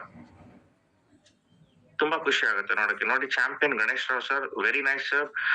ರಾಜನಕ್ಷತ್ರ ಅವ್ರು ಮಾಡಿದ್ದಾರೆ, very good. Director Lakshmikanth sir ಮಾಡಿದ್ದಾರೆ, ಎಸ್. ಚಾಂಪಿಯನ್ ಬಾರು ಪ್ರಕಾಶ್ ಸರ್ ಮಾಡಿದ್ದಾರೆ, ಹೇಮಂತ್ ಸರ್ ಮಾಡಿದ್ದಾರೆ, ರಾಜ್ಕುಮಾರ್ ಸರ್ ಮಾಡಿದ್ದಾರೆ, ಮುತ್ತುರಾಜ್ KP ಅವರು, ಗಂಗರಾಜಮ್ಮ ಮೇಡಮ್ ನಂಗೊತ್ತು 18ರಿಂದ 20 ಡೈರೆಕ್ಟ್ ಮಾಡಿರ್ಬೋದು ಅವರು. ಚಾಂಪಿಯನ್ ಬಸವರಾಜ್ ಸರ್, ಹಾಗೆ Bharati madam, very nice. Mala madam ಮಾಡಿದ್ದಾರೆ, ಶ್ರೀನಿವಾಸ್ ಸರ್ ಮಾಡಿದ್ದಾರೆ, icon Ramesh sir, S. Rajesh Devadiga, titan AV Somashekhar sir mentor. Okay, very nice. ಸ್ನೇಹಿತರೆ, ನಾವು ಟೋಟಲ್ ಆಗಿ 16 ಜನ ಹ್ಯಾಂಡ್ ರೈಸ್ ಮಾಡಿದೀವಿ, ಕರೆಕ್ಟಾ? ನಮ್ಮ ಟೋಟಲ್ ಪಾರ್ಟಿಸಿಪೆಂಟ್ ಕೌಂಟ್ ನೋಡಿ 52 ಜನ ಇದ್ದೀವಿ. 16 ಜನ 2ಕ್ಕಿಂತ ಜಾಸ್ತಿ ಮಾಡಿದ್ದಾರೆ ಅಂತ ತಿಳ್ಕೊಳ್ಳೋಣ. ಎಷ್ಟು? 2ಕ್ಕಿಂತ ಜಾಸ್ತಿ, ಕರೆಕ್ಟಾ? ಜಾಸ್ತಿ ಹೇಳ್ತಲ್ಲ. ಓಕೆ, ಸೊ ನಿಮಗೆ ಇವಾಗ 16 ಜನ ನಾವು ಹ್ಯಾಂಡ್ ರೈಸ್ ಮಾಡಿದೀವಲ್ಲ, 16 ಜನ ಹ್ಯಾಂಡ್ ರೈಸ್ ಮಾಡಿದ್ದೀರಿ. ಕ್ಯಾಲ್ಕುಲೇಟರ್ ಓಪನ್ ಆಗಿದೆ, ನೋಡಿ ನಿಮ್ ಕ್ಯಾಲ್ಕುಲೇಟರ್ ಕಾಣಿಸ್ತಾ ಇದೆಯಾ? ಓಕೆ, ನೀವು 3 ಮಾಡಿರ್ಬೋದು, 5 ಮಾಡಿರ್ಬೋದು, 10 ಮಾಡಿರ್ಬೋದು, ನಾನು ಹೇಳ್ತಾ ಇಲ್ಲ. 16 ಜನ ಮಾಡಿದೀವಿ. 16 2ಕ್ಕಿಂತ ಜಾಸ್ತಿ ಅಂತಂದ್ರೆ 3 ಅಂತ ತಿಳ್ಕೊಳ್ಳೋಣ. ಜಾಸ್ತಿನೂ ಇರ್ಬೋದು, ನಾನು ಜಾಸ್ತಿ ಹೇಳ್ತಾ ಇಲ್ಲ. 48 ಜನ ಆಯ್ತು. ಓಕೆ, ಇಲ್ಲಿ 53 ಜನ ಇದೀವಿ. 53 ಮೈನಸ್ 48 ಅಂದ್ರೆ 5 ಜನ ಸಪರೇಟ್ ಆಗಿರ್ಬೇಕು ಮಾಡದೇ ಇರೋರು. ಓಕೆ, ಮಾಡದೇ ಇರೋರು 5 ಜನ ಅಂತ ಅಂದ್ರೆ ಅವಾಗ ಟೋಟಲ್ ಆಗಿ ಇಲ್ಲಿ 53 ಜನದಲ್ಲಿ 16 ಜನ ಮಾಡಿದ್ರೆ, ಸೊ ನಿಮ್ಮ ಯಾರ್ಯಾರೆಲ್ಲ ಡೈರೆಕ್ಟ್ ಮಾಡಿದೀರಾ 2ಕ್ಕಿಂತ ಜಾಸ್ತಿ ಸ್ನೇಹಿತರೆ, ನಿಮ್ಮ ಡೈರೆಕ್ಟ್ ರೆಫರೆನ್ಸ್ ಎಲ್ಲ ಎಲ್ಲೋಗಿದ್ದಾರೆ? ಯಾಕೆ ಇವತ್ತಿನ ಒಂದು ಝೂಮ್ ಮೀಟಿಂಗ್ ಬಂದಿಲ್ಲ? ಯಾಕೆ ಇವತ್ತಿನ ಒಂದು ಜ್ಞಾನ ವಿನಿಮಯ ಸೆಷನ್ ಬಂದಿಲ್ಲ? ಸೊ ಉತ್ತರ ನಿಮ್ಮ ಹತ್ರ ಇದೆ. ನಾನ್ ಕೇಳ್ತಾ ಇಲ್ಲ, 17 ಜನ ಹ್ಯಾಂಡ್ ರೈಸ್ ಮಾಡಿದೀರಾ. ಓಕೆ, ಮತ್ತೆ ನಾನು ಹ್ಯಾಂಡ್ ನ ಡೌನ್ ಮಾಡ್ತೀನಿ, ಒಂದ್ ನಿಮಿಷ. Thank you so much for the active participation ಅಂತ ಹೇಳ್ತೀನಿ. ಏನಕ್ಕೆ ಸ್ನೇಹಿತರೆ, ನಾವು ನೋಡ್ಬೋದು ತಮ್ಮ ಟೀಮ್ ಅಲ್ಲಿ 1,000ಕ್ಕಿಂತ ಹೆಚ್ಚು ಜನ ಇದ್ದಾರೆ. ಬಟ್ ಬೆಳಗಿನ ಒಂದು ಸೆಷನ್ ಆಗ್ಬೋದು ಅಥವಾ ಸಂಜೆ 7 ಗಂಟೆ ಒಂದು ಝೂಮ್ ಮೀಟಿಂಗ್ ಆಗ್ಬೋದು, 4 ಗಂಟೆ ಒಂದು ಝೂಮ್ ಮೀಟಿಂಗ್ ಆಗ್ಬೋದು, 100 ಮೆಂಬರ್ಸ್, ನಾವು 1000 ಜನ ಇದೀವಿ, ಇಲ್ಲಿ 100 ಜನ ತರಕ್ ಆಗ್ತಾ ಇಲ್ಲ ಅಂತ ಅಂದ್ರೆ ತಪ್ಪು ಯಾರಲ್ಲೋ ಇಲ್ಲ, ನಮ್ಮಲ್ಲೇ ಇದೆ. ಖಂಡಿತವಾಗ್ಲು ತಪ್ಪು ನಮ್ಮಲ್ಲೇ ಇದೆ. ನಮ್ಮಲ್ಲಿ ಏನ್ ಮಾಡ್ತಾ ಇದೀವಿ ಅಂತಂದ್ರೆ ರೈಟ್ ವೇ ಆಗಿ ನಾವು ಒಂದು ದಿನಾನ ಪ್ರಾರಂಭಿಸ್ತಾ ಇಲ್ಲ. That is a very very major mistake ಮಾಡ್ತಾ ಇರೋದು. ನಾವು ಫಾಲೋ ಮಾಡ್ತಾ ಇಲ್ಲ. ಫಾಲೋ ಅಪ್ ಅಂತ ಏನ್ ಕರಿತೀವಲ್ಲ, ದಟ್ ಇಸ್ ದ ಮೇಜರ್. ನೋಡಿ, ಈ ಬಿಸ್ನೆಸ್ ಗೆ ಯಾರಿಗ್ ಬೇಕಾದ್ರೂ ಅವಕಾಶ ಕೊಡ್ಬೋದು, ಖಂಡಿತವಾಗ್ಲೂ ಇಲ್ಲ ಅಂತಲ್ಲ. ಬಟ್ ಫಾಲೋ ಅಪ್ ಎಲ್ಲಿದೆ ಸ್ನೇಹಿತರೆ? ನೀವು ತಂದಂತ ವ್ಯಕ್ತಿಗಳು ಇವತ್ತು ನನ್ಗೆ ಮಿಸ್ಟರ್ ಬಸವರಾಜ್ ಸರ್ ತುಂಬಾ ದಿನಗಳಿಂದ ಮೆಸೇಜ್ ಕಳಿಸ್ತಾ ಇದ್ರು, ಸರ್ ನನ್ನ ಟೀಮ್ ಅವರು ಇಷ್ಟು ಜನ ಬಂದಿದ್ದಾರೆ, ಇಷ್ಟು ಜನ ಅಟೆಂಡ್ ಮಾಡಿದ್ದಾರೆ ಅಂತ ನಮ್ಗೆ ಮೆಸೇಜ್ ಕಳಿಸ್ತಾ ಇದ್ರು. ತುಂಬಾ ಖುಷಿ ಆಗ್ತಾ ಇತ್ತು. ಬಟ್ ಅವ್ರಿಗೆ ಮೇ ಬಿ ಸ್ವಲ್ಪ ನಾವು ಜಾಸ್ತಿ ರೆಸ್ಪಾನ್ಸಿಬಿಲಿಟಿ ಕೊಟ್ಬಿಟ್ವಿ ಅಂತ ಅನ್ಸುತ್ತೆ.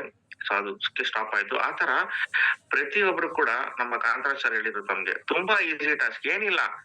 ನೆಕ್ಸ್ಟ್ 30 ದಿನಗಳ ಕಾಲಾವಕಾಶ, ನೀವು ಮತ್ತೆ ನಿಮ್ಮ ಡೈರೆಕ್ಟ್ ಟೀಮ್ ಎಷ್ಟು ಜನ ಬಂದಿದ್ದಾರೆ, ಎಷ್ಟು ಜನ ಝೂಮ್ ಮೀಟಿಂಗ್ ಅಟೆಂಡ್ ಮಾಡ್ತಾ ಇದಾರೆ, ಅವರ ಒಂದು ಸ್ಕ್ರೀನ್ ಶಾಟ್ ತೆಗೆದು ನಮ್ಗೆ ಕಳಿಸ್ಕೊಡಿ ಲೀಡರ್ಶಿಪ್ ಮುಖಾಂತರ.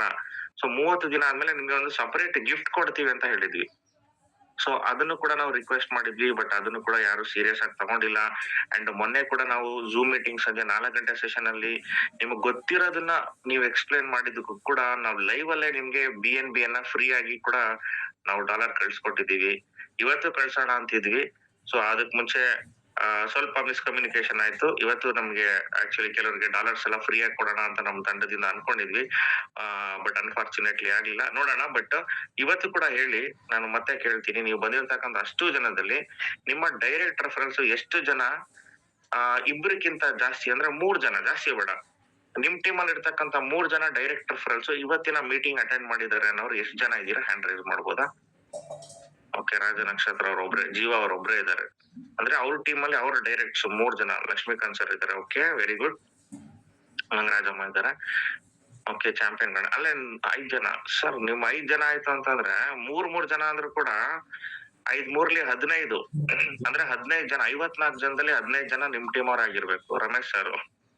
ಓಕೆ, 18 ಜನ ಆಯ್ತು ಸ್ನೇಹಿತರೆ. 18 ಜನ ಆಯ್ತು. ಬರೀ 3 ಅಂತ ತಗೊಂಡ್ರು ಆಕ್ಚುಲಿ, ಬಟ್ ಜಾಸ್ತಿ ಜನ ಇದಾರೆ ಆಕ್ಚುಲಿ.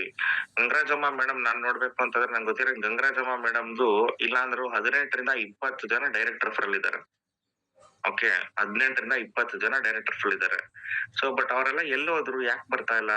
ಓಕೆ, ನಮ್ಮ ಐಕನ್ ರಮೇಶ್ ಸರ್ ಕೂಡ ಅವ್ರ ಕಡೆನೂ ತುಂಬಾ ಜನ ಡೈರೆಕ್ಟ್ ರೆಫರಲ್ಸ್ ಇದಾರೆ. ಭಾನುಪ್ರಕಾಶ್ ಸರ್ ಕಡೆನೂ ತುಂಬಾ ಡೈರೆಕ್ಟ್ ರೆಫರಲ್ಸ್ ಇದಾರೆ. ಅವರು 7-8 ಮಾಡಿದ್ದಾರೆ. ಸೋಮಶೇಖರ್ ಸರ್ ಮಾಡಿದ್ದಾರೆ, ಲಕ್ಷ್ಮೀಕಾಂತ್ ಸರ್ ಮಾಡಿದ್ದಾರೆ, ಜೀವ ಸರ್ ಮಾಡಿದ್ದಾರೆ. ಅಫ್ಕೋರ್ಸ್ ಎಸ್, ತುಂಬಾ ಖುಷಿ ಆಗತ್ತೆ ತಾವೆಲ್ಲ ಅಷ್ಟೊಂದ್ ಜನ ಮಾಡಿದ್ದಾರೆ. ಬಟ್ ಅವ್ರೆಲ್ಲ ಯಾಕೆ ಬರ್ತಾ ಇಲ್ಲ ಸ್ನೇಹಿತರೆ? ವಾಟ್ ಇಸ್ ಸ್ಟಾಪಿಂಗ್ ದಮ್? ಯಾಕೆ ಇವತ್ತಿನ ಒಂದು ಬರ್ತಾ ಇಲ್ಲ? ಓಕೆ, ನಿಮ್ನೆ ಇಷ್ಟು ಜನ ಹ್ಯಾಂಡ್ ರೈಸ್ ಮಾಡಿದೀರಾ. ನಿಮ್ಮನ್ನ ಮತ್ತೆ ನಾನು ಅನ್ಮ್ಯೂಟ್ ಮಾಡ್ತೀನಿ. ಎಲ್ರಿಗೂ 1 ನಿಮಿಷ ಟೈಮ್ ಕೊಡ್ತೀನಿ. ನಿಮ್ಮ ಉತ್ತರ ಕೊಡಿ. ನಾನೇನು ತಪ್ಪು ಸರಿ ಅಂತ ಹೇಳ್ತಲ್ಲ. ದಯವಿಟ್ಟು ನೀವು ಎಲ್ರು ಉತ್ತರ ಕೊಡಿ. 1 ನಿಮಿಷಗಳ ಕಾಲಾವಕಾಶ ನಿಮ್ಮನ್ನ ಅನ್ಮ್ಯೂಟ್ ಮಾಡ್ತೀನಿ. ದಯವಿಟ್ಟು ಏನಕ್ಕೆ ಬಂದಿಲ್ಲ, ಎಷ್ಟು ಜನ ಬಂದಿದ್ದಾರೆ ಅಂತ ಹ್ಯಾಂಡ್ ರೈಸ್ ಮಾಡಿ ಮಾತಾಡ್ಬೋದಾ? ಸೊ ಮೊದಲನೇದಾಗಿ ಮಿಸ್ಟರ್ ರಾಜ ನಕ್ಷತ್ರ ಅವರು. Okay, Jeeva sir, over to you. Thank you sir, ಈ ಒಂದು ಅವಕಾಶ ಕೊಡ್ತಾ ಇರೋದಕ್ಕೆ. ಎಲ್ಲರಿಗೂ ಶುಭೋದಯ ಹಾಗೂ ಹನುಮ ಜಯಂತಿ ಶುಭಾಶಯಗಳು. ಸರ್, ನಾನು ಡೈರೆಕ್ಟ್ ರೆಫರಲ್ 6 ಜನ ಮಾಡಿದ್ದೀನಿ. ಓ ಮೈ ಗಾಡ್, ವೆರಿ ಗುಡ್. ಆ ಡೈರೆಕ್ಟ್ 6 ಜನದಲ್ಲಿ 4 ಜನ ಎವ್ರಿ ಡೇ ನಾನು ಏನು 3 ಸೆಕ್ಷನ್ಸ್ ನಡೆಯುತ್ತೆ, ಆ 3 ಸೆಕ್ಷನ್ ಅಲ್ಲೂ ಕೂಡ ಇನ್ ಟೈಮ್ ಅಲ್ಲಿ ಜಾಯ್ನ್ ಆಗಿರ್ತಾರೆ ಸರ್. ಅದರಲ್ಲಿ especially Mala madam, Vimala madam, Vishal sir and Divya madam compulsory ಇದ್ದೇ ಇರ್ತಾರೆ sir. Very good sir, very good. ತುಂಬಾ ಖುಷಿ ಆಗುತ್ತೆ. 4 ಜನ ನೀವು ಸ್ಟಾರ್ಟ್ ಮಾಡಿ 4 ಜನನೂ ಬಂದಿದ್ದೀರಾ ಅಂತ ಹೇಳ್ತಾ ಇದ್ದೀರಾ. ಎಸ್, ನಾನು ಅಬ್ಸರ್ವ್ ಮಾಡಿದೀವಿ. ಮಾಲಾ ಮೇಡಮ್ ಬರ್ತಾರೆ, ವಿಶಾಲ್ ಸರ್ ಬರ್ತಾರೆ, ಹಾಗೆ ವಿಮಲಾ ಮೇಡಮ್ ಬರ್ತಾರೆ. ಅವರೆಲ್ಲರೂ ಇದು ಎಲ್ಲಾದ್ರಲ್ಲೂ ಮಾತಾಡಿದಾರೆ. ಅಂಡ್ ನೀವು ಇದ್ದೀರಾ, ತುಂಬಾ ಖುಷಿ. ಅಟ್ಲೀಸ್ಟ್ 3 ನೀವೇನ್ ಮಾಡಿದಿರಾ, ಫಾಲೋ ಅಪ್ ಮಾಡಿದಿರಾ. Very true. ನಿಮ್ಗೆ ನನ್ ಕಡೆಯಿಂದ ತುಂಬಾ ಒಂದು ಹ್ಯಾಟ್ಸ್ ಆಫ್. ಯಾಕಂತಂದ್ರೆ ನೀವು ರೈಟ್ ವೇ ಅಲ್ಲಿ ಫಾಲೋ ಅಪ್ ಮಾಡ್ತಾ ಇದ್ದೀರಾ. ಇವತ್ತಲ್ಲ ನಾಳೆ ನೀವು ತುಂಬಾ ದೊಡ್ಡ ಮಟ್ಟಕ್ಕೆ ಸಿಸ್ಟಮ್ ಅಲ್ಲಿ ನೀವು ಅಚೀವ್ ಮಾಡ್ತೀರಾ. Thank you sir. ನಿಜವಾಗ್ಲೂ ಖುಷಿ ಆಗುತ್ತೆ ನೋಡಿ. ಅಟ್ಲೀಸ್ಟ್ ಒಬ್ರು ಇಬ್ರು ಆದ್ರೂ ನಿಜವಾಗ್ಲೂ ಈ ಒಂದು ಪ್ರಾಜೆಕ್ಟ್ ಅಲ್ಲಿ ಮಾಡಿದಾರೆ. ಇಷ್ಟು ದಿನ ಮಾಡಿದಕ್ಕೂ ನಮ್ಗೊಂದ್ ಸಾರ್ಥಕತೆ ಅನ್ಸುತ್ತೆ. Thank you so much. ತುಂಬಾ ಯು ಮೇಡ್ ಅವರ್ ಡೇ ಅಂತಾನೆ ಹೇಳ್ಬೋದು ಸರ್. ಥ್ಯಾಂಕ್ ಯು ತಮ್ಮ ಒಂದು ಶೇರಿಂಗ್ ಮಾಡಿದಕ್ಕೆ. ಮತ್ತೆ ನೆಕ್ಸ್ಟ್ ನಮ್ಮ ಡೈರೆಕ್ಟರ್ ಲಕ್ಷ್ಮೀಕಾಂತ್ ಸರ್ ನ ಅನ್ಮ್ಯೂಟ್ ಮಾಡೋಣ. ಲಕ್ಷ್ಮೀಕಾಂತ್ ಸರ್ ಕೇವಲ 1 ನಿಮಿಷ ಅಥವಾ 2 ನಿಮಿಷದಲ್ಲಿ ತಾವು ಕೂಡ ಉತ್ತರ ಕೊಡ್ಬೇಕು sir. Thank you. Good morning, leaders. Thank you so much. I think daily ನಂದು ಮಿನಿಮಮ್ ಅಂದ್ರೆ ಸರ್ 5 to 6 people ಡೈರೆಕ್ಟ್ ನಾನು 10 ಡೈರೆಕ್ಟ್ ಮಾಡಿದ್ದೀನಿ. ಅದ್ರಲ್ಲಿ 5 ರಿಂದ 6 ಜನ ಡೆಫಿನೆಟ್ಲಿ ಎವ್ರಿ ಡೇ ಇರ್ತಾರೆ, ಎವ್ರಿ ಮೀಟಿಂಗ್ ಇರ್ತಾರೆ. Thank you. Okay, thank you Lakshmikant sir. ನೋಡಿ, ಅವರು ಸ್ನೇಹಿತರೆ ಲಕ್ಷ್ಮೀಕಾಂತ್ ಸರ್ ಅಂತ ಬ್ಯಾಕ್ ಗ್ರೌಂಡ್ ಅಲ್ಲಿ ವರ್ಕ್ ಮಾಡ್ತಾ ಇರ್ತಾರೆ. ಫ್ರಂಟ್ ಅಲ್ಲಿ ಅವ್ರು ಬಂದು ಎಕ್ಸ್ಪ್ಲೈನ್ ಮಾಡಲ್ಲ, ಬಟ್ ಬ್ಯಾಕ್ ಅಲ್ಲಿ ಅವರು ತುಂಬಾ ವರ್ಕ್ ಮಾಡ್ತಾರೆ. ಅವರು ಕೆಲಸ ಮಾಡ್ಕೊಂಡು ಕೂಡ ಇದು ಮಾಡ್ತಾ ಇದಾರೆ. ಅವ್ರಿಗೂ ಕೂಡ ಒಂದು ಹ್ಯಾಟ್ಸ್ ಆಫ್ ಹೇಳ್ತಾ ನೆಕ್ಸ್ಟ್ ಗಂಗರಾಜಮ್ಮ ಮೇಡಮ್, ತಾವು ಒಂದ್ 2 ಮಾತು ಮಾತಾಡ್ಬೇಕು ಅಂತ ನಾನು ಕೇಳ್ಕೊತೀನಿ. ಅಂಡ್ ನಿಮ್ಮ ಡೈರೆಕ್ಟ್ಸ್ ಎಲ್ಲ ಯಾಕೆ ತುಂಬಾ ಜನ ಬರ್ತಿಲ್ಲ ಮೀಟಿಂಗ್ ಗೆ, ಏನಾದ್ರು ಕಾರಣಕ್ಕೆ ಹೇಳ್ಬೋದಾ? ಸರ್ ನಮಸ್ಕಾರ ಸರ್. ಮಧುಶ್ವರ ಮೇಡಮ್. ನಮಸ್ತೆ ಮೇಡಮ್. ಸರ್ ನಮ್ದು ಏನಿಲ್ಲ, ಇವಾಗ ನಮ್ಮ ಟೀಮ್ ಅಲ್ಲೂ 4 ಜನ ಅಟೆಂಡ್ ಆಗ್ತಿದ್ದಾರೆ. ಮಹೇಶ್ ಸರ್, ಕಲ್ಪನಾ, ಆನಂದಮ್ಮ, ಗೌರಿ ಅಂತ. ಯಾಕಂದ್ರೆ ಈ ಕಡೆ ಸ್ವಲ್ಪ ಈ ಕಡೆ ಹಳ್ಳಿ ತರ ನಮ್ದು ವಿಲೇಜ್ಗಳು. ಅದ್ರಿಂದ ಎಷ್ಟು ಹೇಳಿದ್ರು ಅವ್ರಿಗೆ ಅವ್ರ ಮೈಂಡ್ ಹೋಗೋವರ್ಗುನು ನಮಗ್ ಕಷ್ಟನೇ. ನೋಡ್ಬೇಕು, ಎಲ್ಲ ಮೀಟಿಂಗ್ ಅಟೆಂಡ್ ಮಾಡಿಸ್ಬೇಕು, ಅವಾಗ ಬೇರೆಯವ್ರು ಹೇಳ್ಬೇಕು. ಸ್ವಲ್ಪ ಈ ಕಡೆಗೆ ಸ್ವಲ್ಪ ಪ್ರಾಬ್ಲಮ್ ಇದೆ. ಒಂದು ದಿನಾಗ್ಲೂ ಸಂಪಾದನೆ ಮಾಡೋದೇ ಕಷ್ಟ ಇದೆ. ಅದ್ರಲ್ಲಿ ಕೆಲವು ನಾಲೆಡ್ಜ್ ಇರುವಂತವ್ರು ಬರ್ತಾ ಇದಾರೆ. ಖಂಡಿತ ಎಲ್ರಿಗೂ ನಾಲೆಡ್ಜ್ ಈ ಕಡೆ ಕೊಟ್ಟು ಎಲ್ರನ್ನೂ ಈ ಒಂದ್ ರೈನ್ BNB ಗೆ ತರಕ್ಕೆ ನಾನು ಪ್ರಯತ್ನನೂ ಪಡ್ತಾ ಇದ್ದೀನಿ. ನೆಕ್ಸ್ಟ್ ಅದನ್ನ ಸಕ್ಸಸ್ ಮಾಡ್ತೀನಿ ಅಂತ ಹೇಳ್ಬಿಟ್ಟು ನಾನೊಂದು ಇದ್ ಮಾಡ್ತಾ ಇದ್ದೀನಿ ಸರ್. ಮೇಡಮ್, ಖಂಡಿತ ಮಾಡೇ ಮಾಡ್ತೀರಾ. Thank you. ತುಂಬಾ ಖುಷಿ ಆಯ್ತು. ತಾವು ಅಂದ್ರೆ ನೋಡಿ ಸ್ನೇಹಿತರೆ, ಉತ್ತರಗಳು ನಮ್ಗೆ ಗೊತ್ತಿರಲ್ಲ, ನಾವ್ ಹೇಳ್ತೀವಿ, ಬಟ್ ಏನೇನೆಲ್ಲ ಆಗ್ತಾ ಇದೆ ಅನ್ನೋದು ನಮ್ಗೆ ಅಲ್ಲಿ ಹೋದಾಗ್ಲೇ ಅವ್ರ ಕಡೆಯಿಂದ ಅವ್ರ ಬಾಯಲ್ಲಿ ಬಂದಾಗ್ಲೇ ಗೊತ್ತಾಗುತ್ತೆ. ಅದಕ್ಕೆ ನಾವ್ ಏನ್ ಮಾಡ್ಬೋದು, prevention is better than cure ಅನ್ನಂಗೆ ನಾವ್ ಎಷ್ಟೋ ಸರಿ ಅನ್ಕೋತೀವಿ, ಬಾರ್ಡರ್ ಲೈನ್ ಇಡ್ತೀವಿ, ಶುಗರ್ ಬರುತ್ತೆ, ಇನ್ನೇನ್ ಬಾರ್ಡರ್ ಲೈನ್ ಅಂತ. ಅದಕ್ಕೆ ಏನ್ ಮಾಡ್ಬೇಕು? ಸೊ ಎಷ್ಟೋ ಜನ ಇರ್ತೀವಿ ನಾವು ಒಬೇಸ್ ಆಗಿರ್ತೀವಿ, ಬಟ್ ನಾವ್ ಇದ್ ಮಾಡ್ಬೇಕು, ಆತರ ಏನ್ ಮಾಡ್ಬೇಕು ಅಂತ ನೆಕ್ಸ್ಟ್ ಇನ್ನಿಬ್ರನ್ನ ಮಾತಾಡ್ಸೋಣ. Mister Ganesh Rao sir, unmute ಮಾಡಿ ಮಾತಾಡ್ಬೋದು ತಾವು ತಮ್ಮ ಹಂಚಿಕೆಯನ್ನ. Mister Ganesh Rao sir. ನಮಸ್ತೆ ಸರ್, ಬೆಳಗಿನ ವಂದನೆಗಳು. ಸರ್. ಯಾಕಂದ್ರೆ ಗುರು ಬ್ರಹ್ಮ, ಗುರು ವಿಷ್ಣು, ಗುರುದೇವ ಮಹೇಶ್ವರ, ಗುರು ಸಾಕ್ಷಾತ್